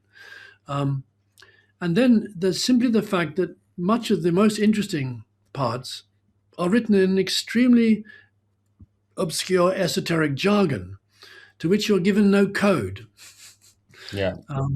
So to give you one example, there's a section which seems to be based upon the Trishul Bhairava, which talks about karanas, as it were, mental and physical postures which induce a possession-like condition, involving activation of kundalini and related phenomena, clearly involving physical exercises as well, often quite violent physical exercises. But it's extremely difficult to translate, to get a clear sense of what's actually being described. Abhinavagupta cites the Trishul Bhairava on the subject of karana, which is one of the aspects of Anavopaya practice, but says it's too secret to go into the details. Okay, I'll take him at his word, but I have to confess that I always suspect when authors say it is too secret, that there's an empty box there, that the textual tradition there is obscure, not fully understood. Jayarata had access to the Trishul Bhairava in the 13th century, had access to it, and he quotes chunks of it on the Karana. They're completely obscure. And the same thing is reflected in this section of the Jayadratha Yamla, which picks up this cult, although it's feminized as the cult of Trishirsha Bhairavi, the three-headed Bhairavi. And do you think there's any connection with the 108 karanas, allegedly dance postures that we see in the Chola kingdom around that same time? No. Okay. None whatsoever. Dance postures are definitely dance postures, and these yogic postures are of a very different kind. And related to it is a tradition of mudra practice, which occupies the first part of the fourth quarter of this work, called the Mudra Kosha. Some of the mudras are quite straightforward, the kind of mudras we're really familiar with, although in this case, it's not that they mirror ritual action so much as they bring about supernatural effects. This is the idea. They're siddhi-generating exercises. But many of these are also designed to bring about a state of possession. And they involve violent exercise with the body, jumping up and down, lolling the tongue in and out, all kinds of strange practices, to bring about a state of bhava vesha, the emotional identification with the deity. And these are clearly from the Karpalika world. They haven't popped up out of nowhere. These have been passed on into this tradition. And although Kaulism is very present, at least in the later sections of the Jayadratha Yamala, it's quite different from Abhinavagupta's Trika. Abhinavagupta's Trika Kaulism emphasizes the renouncing of the external insignia of the Karpalika Vrata. The Trika adept, like the Pashupata adept in the second stage of his practice, does not reveal his sectarian affiliation to the world. Right. Yes, the goddesses bless those who do not show their sectarian affiliation. So no ashes, no skull balls, none of that stuff. But the Jayadratha Yamala tradition and the Krama tradition has not let go of the Karpalika Vrata. We have a work surviving in Nepal, though it's Kashmirian, called, like two other works, the Mahanaya Prakasha, which gives us a full account of the lineage down to the author of the work. And several of the gurus mentioned, male and female, are said to be carrying the 5 mudras, which are the Karpalika ornaments of bone. So that goes against the grain of Abhinavagupta's Kaulism. Abhinavagupta's Kaulism is, in a sense, a kind of reformed Kaulism, in which the essence of the tradition is being somehow reprogrammed to be internalized in a socially non-challenging manner, brought from the cremation ground into the sitting room, so to speak, into a more less socially challenging environment. But also into the bedroom, because he did retain those sexual practices. That's right. That's right. That's true. Yeah. If we could come back just for a moment to these karanas and mudras of the Jayadrata Yamala, I just want to clarify for the audience that you, of course, were talking about beneficial possession, possession Yes. by the deity of what that one is invoking or worshiping. But it does raise the question of what is the imagined benefit. And Liberation. okay, so it's not just for siddhi; it is No, indeed also for liberation. that's right. Yeah. Though, of course, identification with the deity can be inflected or uninflected. Uninflected, it goes to liberation. Inflected, it goes to whatever desire you have. That's the standard model, which we see in Tantraloka, but it's also borne out by the whole Tantric literature, really. So most of these karanas and mudras, we could say, are mimetic in the sense that you are imitating the deity in order to Mm. bring about that beneficial possession. And that is simply a more intense manifestation of what is characteristic of all Tantric worship. You become the deity in order to be deity-like, to share in the powers of the deity. And identification with the deity is a fundamental part of all Tantric worship. So it's just that in the Karpalika/Kaula world, it requires real psychological transformation, not simply imagination. So this is most clearly illustrated by Diksha. Diksha, to take the example of Kashmir, was a long process. It could take 6 or 7 days. And all you had to do was to be patient and get by on a minimum diet for that period. And then when finally every bond had been destroyed by offerings into the fire, off you went, a fully initiated person. No requirement to show any transformation of your state. Whereas in the Kaul tradition, Avesha requires that you're taken over by the power of the goddess. There has to be genuine Avesha there.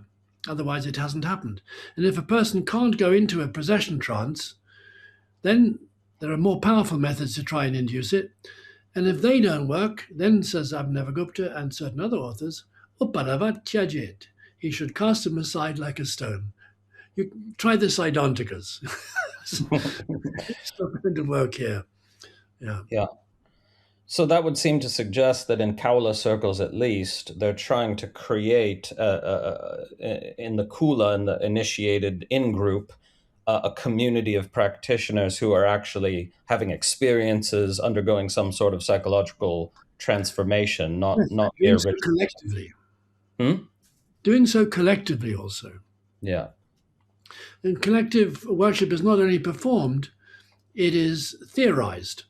The idea is that if you have several people focused in a single ritual procedure, in a Gana Chakra type ritual, it's as though the light is reflected in so many mirrors and intensified thereby, that the collective experience of the group is more intense than the hypothetical sum of the individual parts.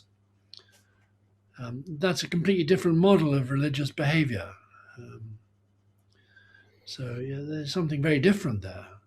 Yeah. Abhinavagupta has some very beautiful verses on this. I think it's in Tantraloka 28. Yes. Yeah. Where, the subject there is what the Trika calls Murti Yaga.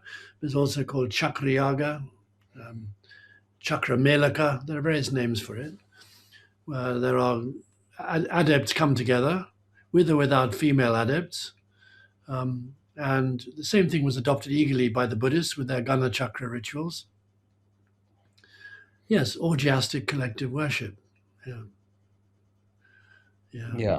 Orgiastic, a bit more in the Greek sense of that word, that it's not simply implying sexual congress, but all sorts of activities that express an uninhibited, unbounded consciousness, That's right? Yeah, that's right. There are very graphic descriptions in some sources. The Kularnava Tantra has a particularly graphic one. My predecessor but one in the Spalding Chair of Eastern Religions and Ethics um, got me to translate this for him. And he published it in a book of his, I think it's called The Savage God. This is Robin Zahner, Professor Robin Zahner. That was my first entry into print. He acknowledges, I was an undergraduate at the time, I think, maybe a first-year graduate student. He's the one who did that great commentary on the Bhagavad Gita. That's right. Yeah. He really wasn't an Indologist primarily. He was an Iranologist. His really original work was on the Zoroastrianite heresy, various developments within the Zoroastrian tradition. He finally converted to Catholicism, but I think he never left behind the Zoroastrian tradition, which had a strange fascination for him, I think, because he always criticized modern Catholicism of being insufficiently conscious of the devil. Because as a student of Zoroastrianism, he must have somehow found more satisfaction in their dualistic view of an eternal battle between light and dark, light and darkness. Yeah. So this brings up an interesting question. Since you literally are acknowledged at this point as the foremost authority in the field of tantric studies, many listeners will be somewhat shocked to discover that you never actually earned a doctorate. That's right. And so could you tell the story? Well, but I didn't take it. Yes, you earned it many times over, right? But not in the formal DPhil program.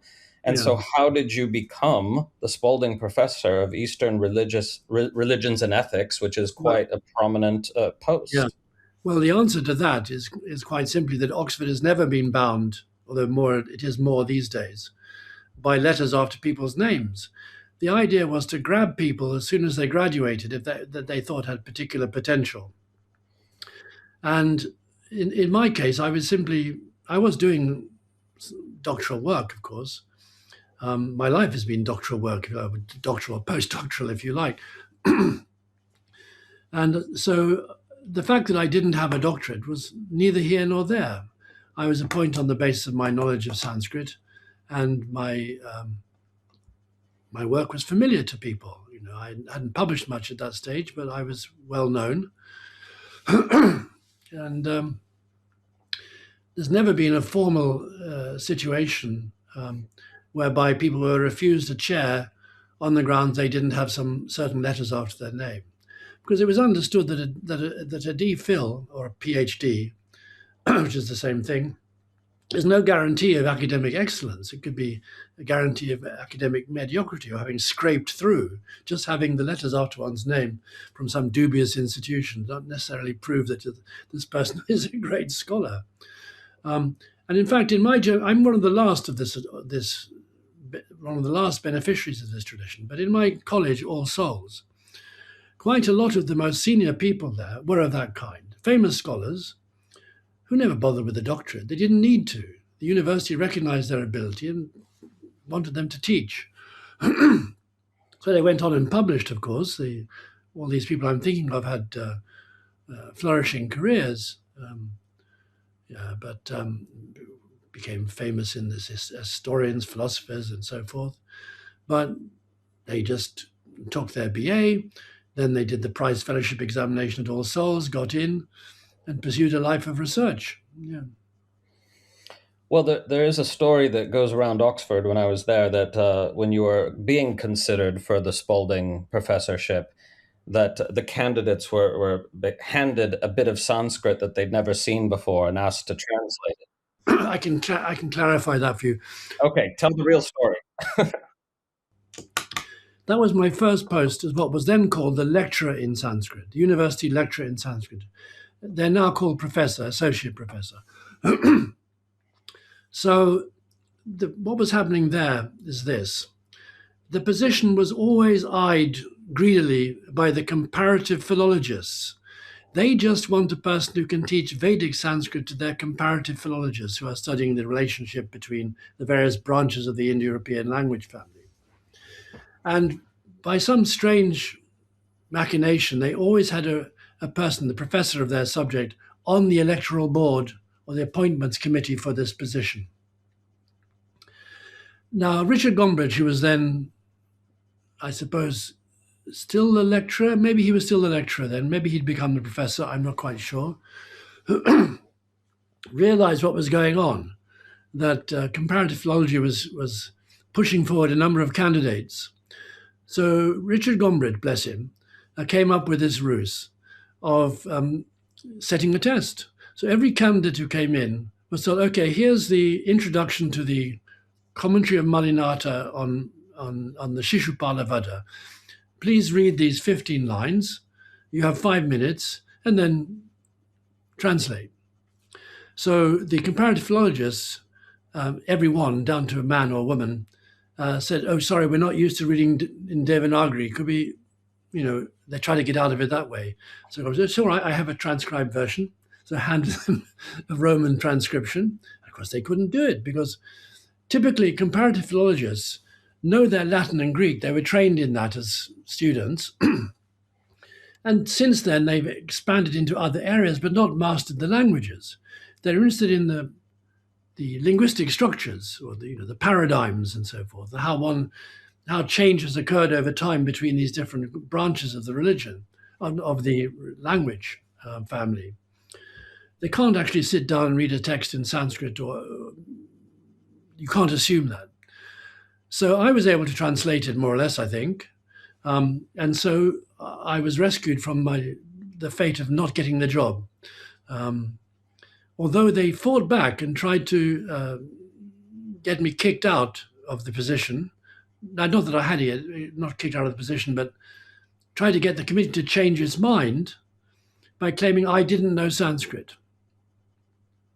What they meant, that's very untrue. I did know Sanskrit at that stage reasonably well.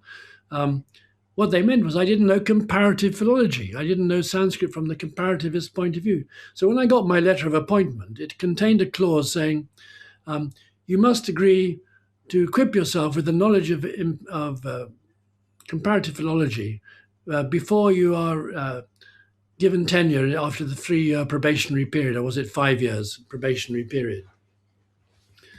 I asked around, and I was told, unless I did something really terrible, speculation on some vast scale, beating up female students, or something really awful, I was safe, that I was very unlikely to be kicked out. So I thought, well, I'm not going to change my intellectual trajectory just because of some sectarian desire that I should be supporting their strange discipline. So I didn't, and I was given tenure. So it wasn't the Spalding election. It was my original appointment as a teacher of Sanskrit in Oxford. Yeah. At Wolfson College. At Wolfson College, yeah. Yeah. So in which year did you become the Spalding professor? That was 1992. Okay, so some of your groundbreaking work had been published by that point. Yes, that's right, including, I think, Purity and Power Among the Brahmins of Kashmir. Yeah, and Shaivism in the Tantric traditions. Yeah, and that, yeah. So Yeah. I wasn't appointed on the basis of nothing, but I've taken my time, and as a result, I don't look back on anything I've written with real embarrassment. If I'd been forced, as I was pushed to some extent, if I'd been forced to publish prematurely, I would think, oh, those are juvenilia. I don't want to look at those anymore. They're a bit of an embarrassment. I'm spared that. Most that I wrote came from a mature position. I'd studied it for a decade or so before I started writing. And I'm immensely grateful to this flexible Oxford system. It enabled me to do that. And didn't say, okay, off you go. You got 3 years to produce a doctorate. I was freed from that. And so I could move off into terra incognita, unknown territory. Yeah. I was so supported. It was extraordinary. And then when it came to the Spalding, I had the incredible support of All Souls, which is a kind of Garden of Eden for academics. I mean, it's an extraordinary supportive institution. It provided me with peace, support. It was extraordinary. It is an amazing institution. Long may it last. Did you know Derek Parfit at All Yes, I Souls? did. Yeah, Yeah, because he he's never had a doctorate either. Mm. yeah, exactly, and he's now even recently become even more highly regarded as one of the great philosophers of his generation. That's right. Unfortunately, he's no longer with us, but Right. he is a great figure. He was extraordinary man. Yeah. Did the two of you ever discuss philosophy? Well, he wasn't much for non-philosophical discussion. I met him at lunch quite frequently, um, and he always had the same. He had a question for everyone, the same question each time. So with me, it was always Buddhism wasn't a religion from the start, was it? And I try not to groan. So we've discussed this many times before. I said, well, I think that's difficult to say. You know, the evidence isn't really clear. Probably it was a religion from the very beginning, even though it has philosophical implications, which were subsequently made explicit and systematized. That wasn't what he wanted to hear. Yeah. Of course, his own idea of personal identity was rather similar to Buddha's scholastic view of the self, i.e., as a nothing but a series of causally connected moments of cognition, without any substrate, ongoing substrate, just a stream. So he never properly engaged with Abhinavagupta's idealist view. No, we never got into details. Um, but I'm very fond of him. He Hmm. seemed almost sort of like many great philosophers, a slightly transhuman entity. I mean, he didn't often come down to earth. Um, he's a very eccentric man. He always wore exactly the same clothes. He had sort of 5 suits of identical cut and cloth, and 5 white shirts and 5 red ties, as I recall. Hmm. Um, Always wore that. He didn't want to have to waste any time thinking about what he was going to wear. Um, Yeah, yeah. he was a quite eccentric character. Yeah. So if we could turn to what project would you like to complete? What if you have adequate time, which we all hope you do? What would be the crowning jewel? What project would you like to produce? Edition, translation, and commentary on the Tantra Loka, which I'm working on. Would that be the entire thing? I hope so. And is it the case that you can't publish the first volume until the whole thing's complete No, because it no, would be no, I'll try to do it volume by volume. Too okay? risky. Yeah. Okay. Um, yeah. So how close are you to that first volume? Oh, pretty close to the first volume. It's been put aside for a while because I'm working on a book at the moment called The Making of Hindu Kashmir, which looks at the early centuries of development of religion in Kashmir, the early Shaiva developments. Yeah. So that'll be like a big expansion of your article on Hinduism in Kashmir. It is actually exactly that, but you'd hardly recognize it because it's been so expanded. That's right. I always wanted to fill that out. Um, yeah. Yeah, that's wonderful. I had the chance to visit some of these great sites around Kashmir Valley. Some of the suggestions came from you, and others from reading Raja Tarangani, and it was beautiful, powerful to go to that site that they're now calling Naranag, which was the site of Bhutesha originally, and And the Jeshteshwara. Yeah. yeah, and the ruins there are quite something. Yeah. I've never been there, but I've seen the pictures. You know, you may Oh, be surprised I never visited such places, although I lived in Kashmir most of the time for 6 years. But I had appointments with Lakshmanjoo, and occasionally he couldn't make it at the last moment or whatever. And I thought, oh, damn, I could have gone to here or there and seen this or that. But my focus was reading with him, discussing the text with him, which was a very fruitful experience. absolutely, and it's great to circle back to that here at the end. So, did you feel then or subsequently that Lakshmanjoo was some sort of a saint, or did you simply see him as a pundit? I saw him as a man sincerely engaged in a spiritual tradition, which was very compelling in many aspects. No, I saw his genuineness, um, and I saw his immense generosity.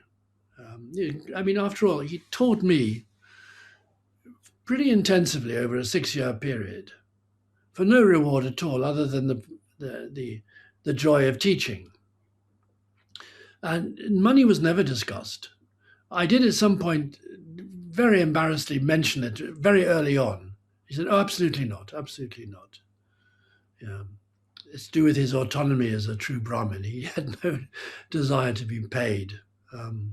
He didn't need to. He could live modestly. He didn't have an extravagant lifestyle. He lived in a modest house. And yes, I mean, I don't know what a saint is exactly. It's very difficult to define saintliness, but he did have a saintly quality about him. And his devotees venerated him genuinely. And I can also say that over all the years that I knew him, I never heard a bad word about him, which is a bit unusual. He was a very handsome man, and there are plenty of female devotees.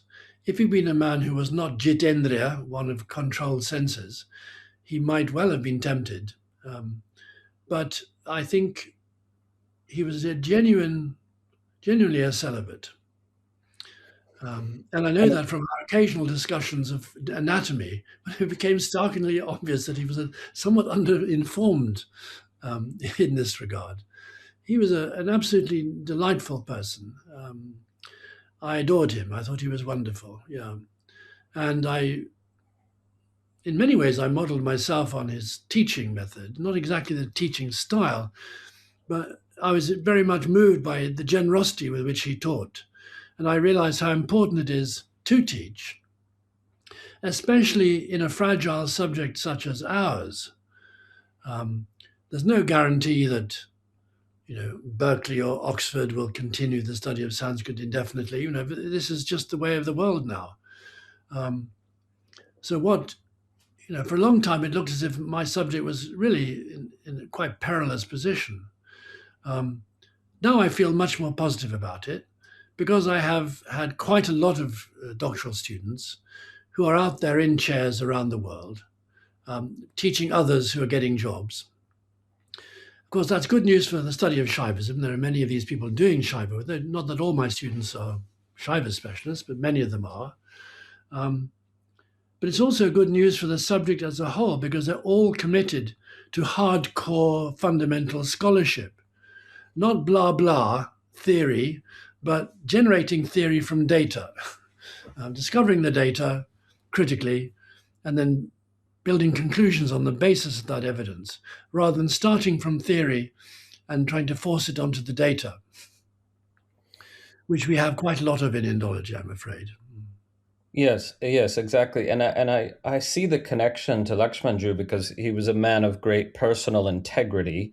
He And was. I would say you became a man of great intellectual integrity, where you taught all your students, how to weigh evidence, how to come to valid conclusions on the basis of that evidence, or admit that we didn't have enough evidence, even though we would like to come to a Yeah. conclusion. And that's about the pursuit of truth rather than coming up with the latest fashionable theory. Yes. Well, I have tried to do that. That's certainly true. One has to set an example of how to do scholarship. And to do that, you have to sit around a table with people and read texts and discuss what's being said there. So they begin to learn that even after all those years of study, someone like me is constantly confronting problems. One isn't a master. One is struggling for mastery, but one never quite achieves it. My life is a constant discovery of what I don't know. Crossing out what I've just written, or just finding gaps in my knowledge, realizing I've foolishly failed to understand this or that. The opposite tradition is to present a kind of mask of omniscience, which is the best way to kill a subject. pretend there's nothing more to be known, that you've got it all, and to inculcate in students the ridiculous notion that if they just memorize everything you've said, then they also become omniscient. That there's just this body of knowledge which already exists, and you just need to use your memory to appropriate it and then to pass it on to the next generation. Yeah, and I've been lucky to study with some of your senior students as well, such as Dominic Goodall and Somdev Vasudeva, and it's really incredible to see what great critical thinkers they are and what great philologists they are. And that's not a discipline that is exactly flourishing in the modern world, but they and others put in the time to become great textual critics, which is a wonderful thing. And because of that, we have more readable critical editions of texts, and even more to come. Yeah, the point of a critical edition is to establish what the author said and to recognize that the texts that reach one in physical form are human products of copyists, which one knows from one's own experience trying to copy things is bound to contain mistakes. Yeah. And the art is to see the mistakes and to become so familiar with the language and the mentality and attitudes and doctrines of the writers that one can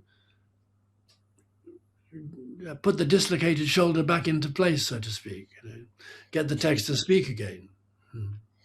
So is it the case that your Tantra Loka, unlike previously published editions, will be a critical edition, at least the root text?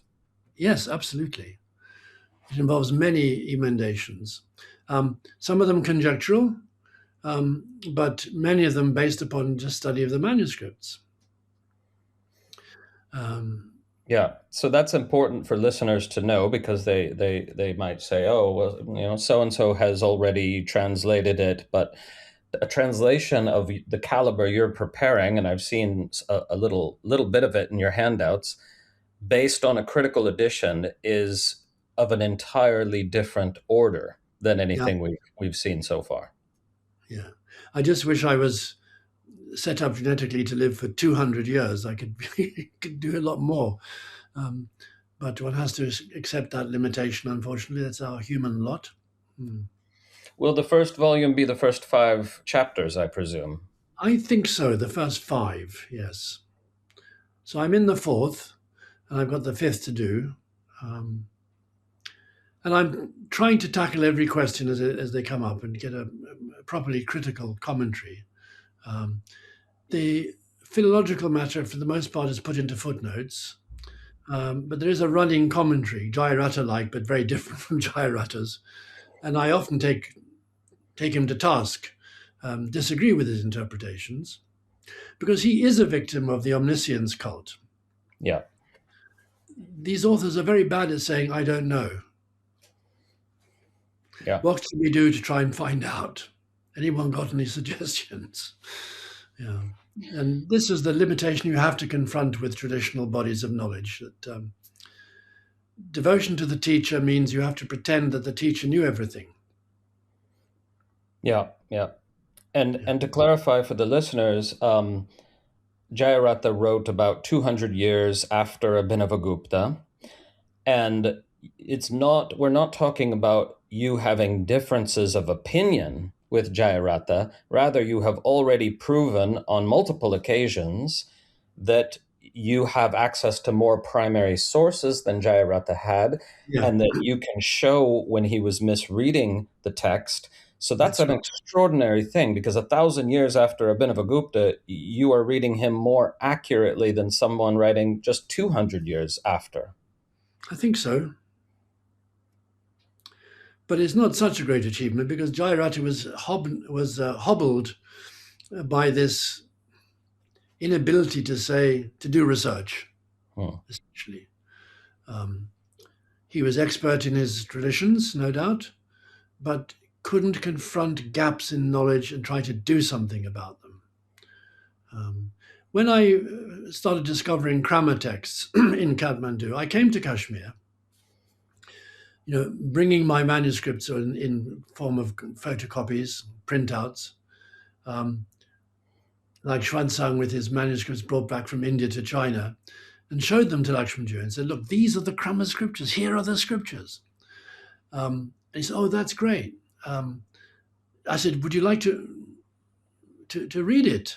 He said, "No, it's not in Sharda, it's not in Devanagari." I said, "No, but the Nepalese script is not so different. You know, I'm sure after half an hour you'll be familiar with it and be able to read it."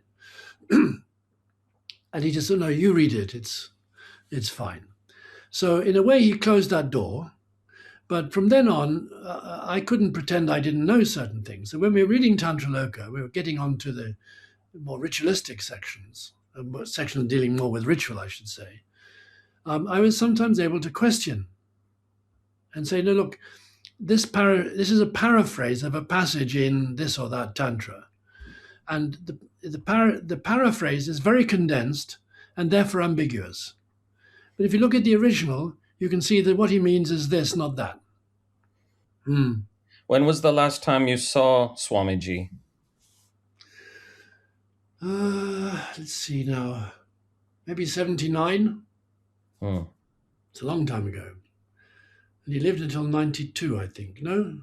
Yeah, 91, 92. But you got to experience a Kashmir which is no more. That was a Kashmir before any kind of Islamic fundamentalism had influenced it at all, a gentler It version, was perhaps. there.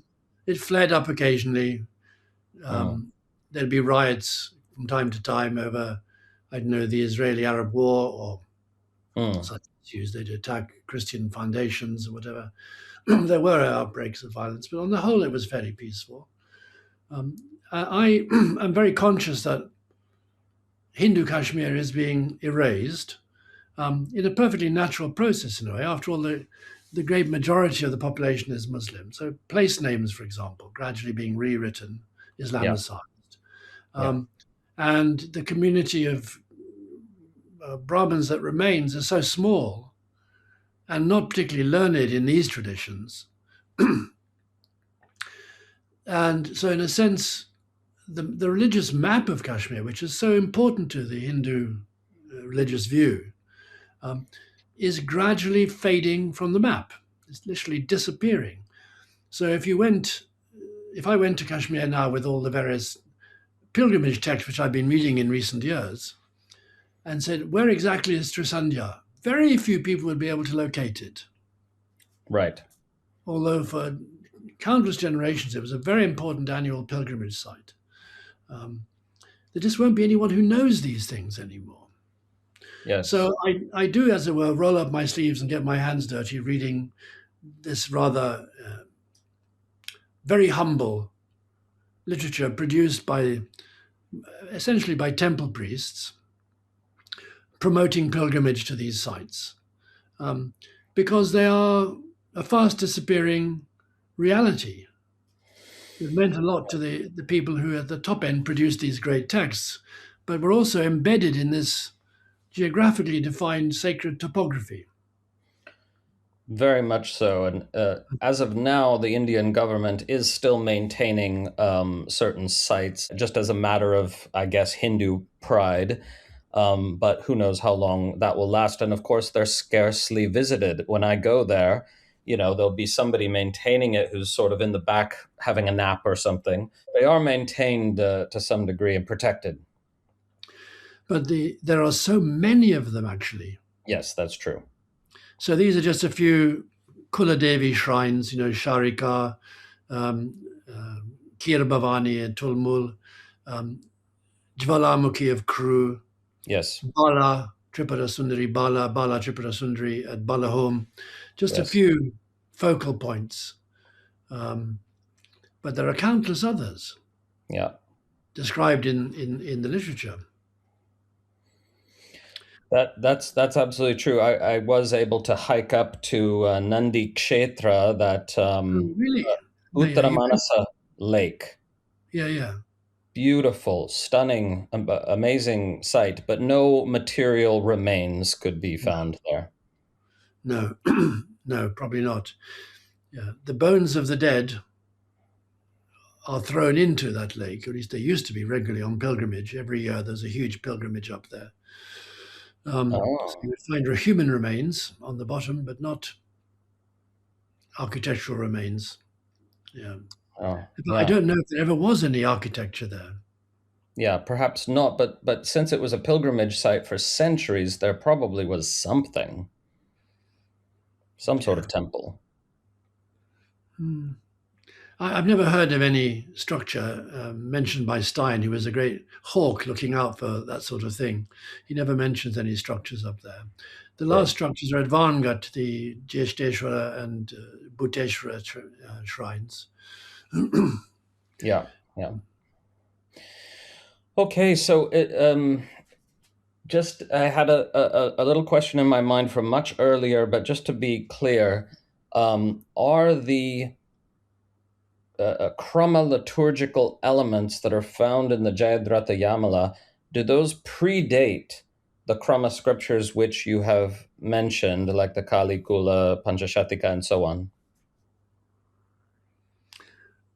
I can't give you a definitive answer. My feeling is probably, but I haven't yet been able to see any criteria by which one could clearly come to that conclusion. Hmm. Yeah, it's likely because it's a compendium style text, which has brought in various krama structures, which are not identical with what we see in the primary krama scriptures, and are very likely to be seen by the followers of the Kashmirian tradition, if they had a historical perspective, as early attempts moving in that direction, just as in in the Shanti Parvan of the Mahabharata, in the Moksha Dharma section of the Shanti Parvan of the Mahabharata, you see lots of early tries at Sankhya, Yeah, which are gathered together. They're not exactly identical with each other, slightly different systems, um, but they've not been jettisoned. They've been somehow just all brought together and put into this compendious section of the Tantra, of the Mahabharata. yeah. So I think it's very likely that we have, as it were, first attempts, first efforts along these lines um, in the Jayadratayamala, um, and then subsequent systematization, um, and then post-scriptural materials in the tradition of Jnana which then passes into the Padhatis and so forth. So, But the interesting thing about this is that the Krama tradition is so diverse, which indicates its vitality, I think. That it's not just that we've got one version, which is what happened in the Siddhanta. It got slimmed down to one version of ritual, basically. Here we have competing variants, which I think is is evidence of vitality. Particular guru lines are producing new versions, yeah, which are then scripturalized, as it were, archived in this huge work. And it reminds me, in a parallel in the case of esoteric Buddhism, the cult of Vajrayogini or Vajravarahi, where mm, there are many sadhanas, all of them different, produced by this or that Guru Parampara. yeah. Similar testimony to the importance of that cult. Now, sometimes Jnananetra is praised as the avatarika, the revelator, as it were, of the Krama scriptures, or some of the Krama scriptures. Is that just eulogizing him, or is there any good reason to think that he might have actually written some of these Krama scriptures? I think he's definitely, as far as we can grasp him as a person, I think he's definitely post-scriptural. His tradition fuses elements from the Kramasadbhava and the Devi Panchashataka. It's a synthesis, a very harmonious one. The ambition was to produce a system of worship which was entirely mapped on a certain vision of consciousness. So it seems like a rational progression. The early systems are not quite so neat and tidy. Of course, you can never completely transform a ritual system into a doctrinal system, but they've tried their best to make sure that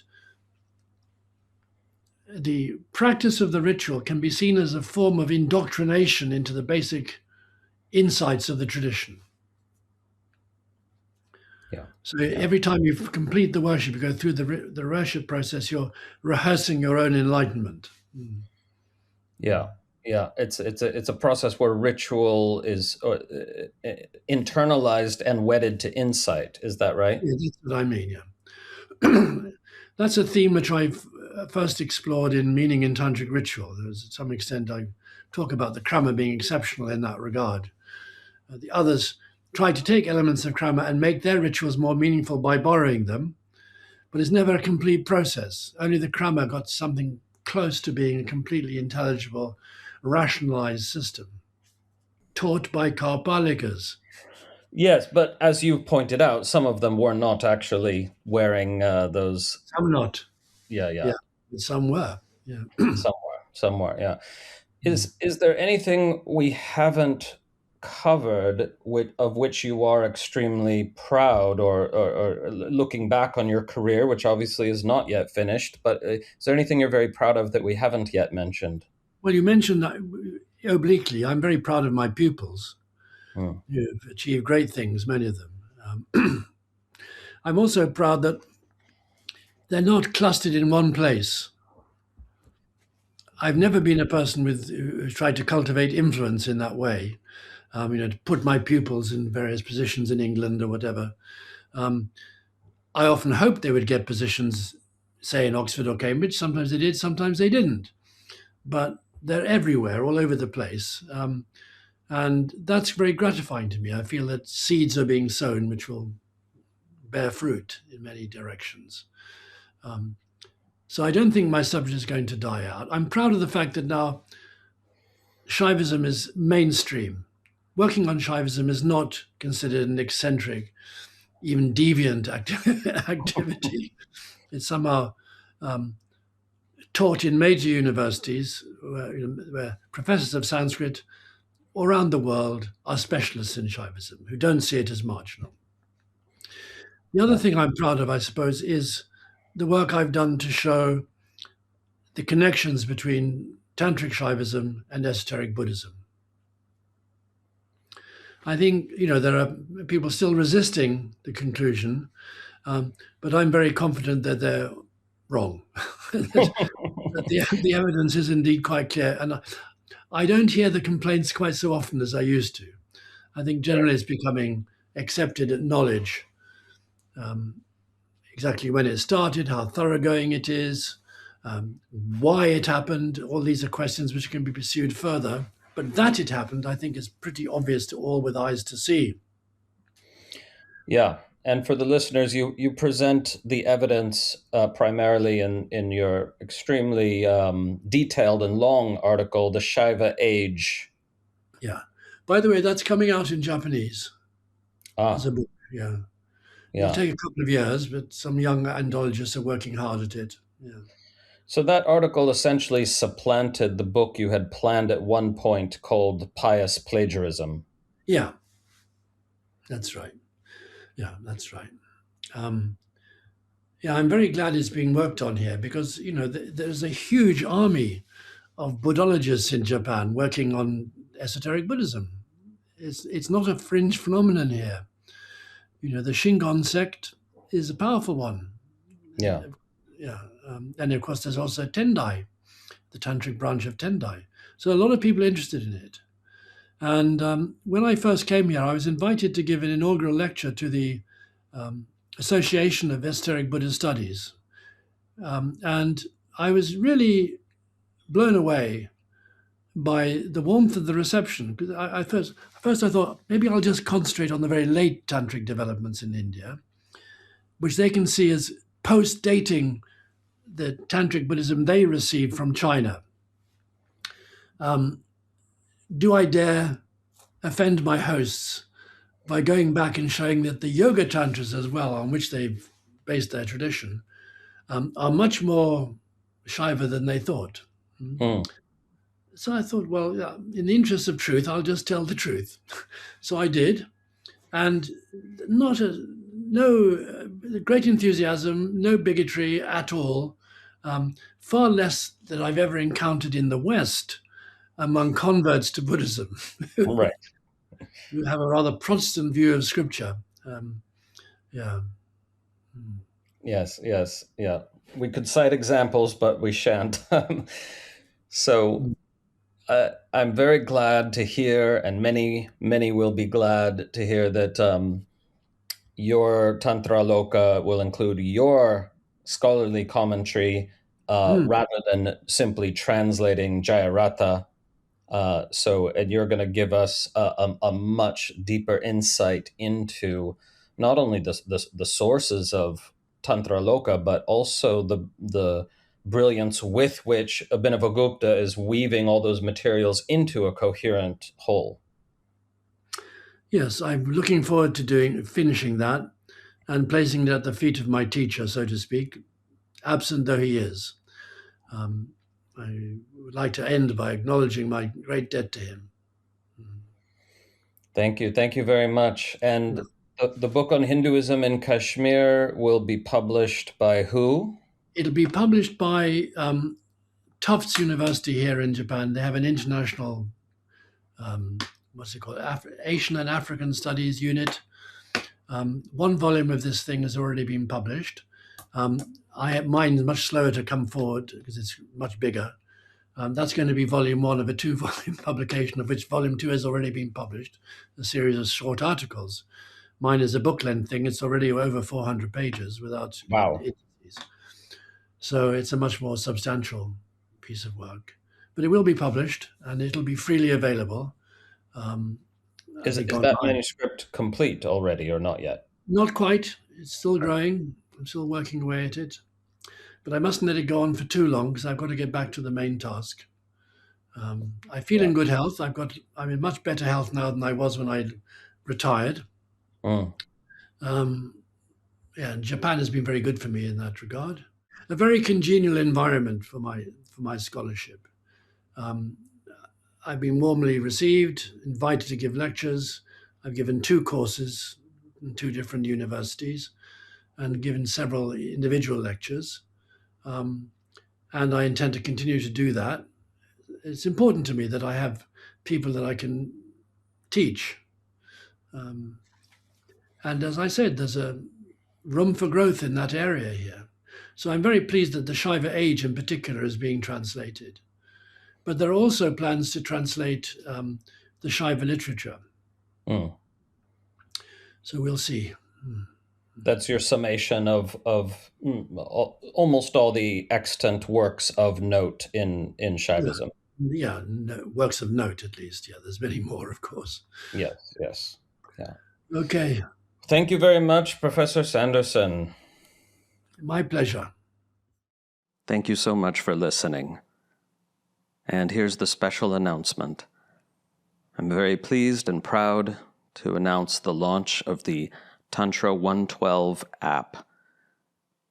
This is a comprehensive presentation of the 112 practices of the Vijnana Bhairava Tantra, a 9th century scripture of Tantric yoga. And this is the first time in history that a complete Tantric scripture has been presented in app form. And in fact, the medium of the app is perfectly suited to this presentation because scriptures such as this were never meant to be read in a linear fashion from beginning to end. It is a practice manual, and the modular format of the app design allows you to explore its various practices thematically and in many other ways. It's a little bit like a choose-your-own-adventure type exploration of this incredible Tantric scripture. The app also includes my complete translation of the text, and it will include a complete audiobook explaining the nuance and details of the more obscure or esoteric verses. Chapters of the audiobook are being added to the app every month. I hope you check it out. Please go to tantra112.app to learn more. Hope you enjoyed the episode. Remember, you can always find out more about the tradition of non-dual Shaiva Tantra at tantrailluminated.org, where, if you wish, you can become a subscriber to our online learning portal, and you'll receive access to a vast number of recordings, including a comprehensive curriculum in Tantric philosophy, Tantric yoga practices, guided meditations, and much more. Music for the podcast composed and recorded by Ann Leader. Find her at annleader.com. Podcast produced by Paula Chamas. New episodes drop every other week. And may all beings benefit.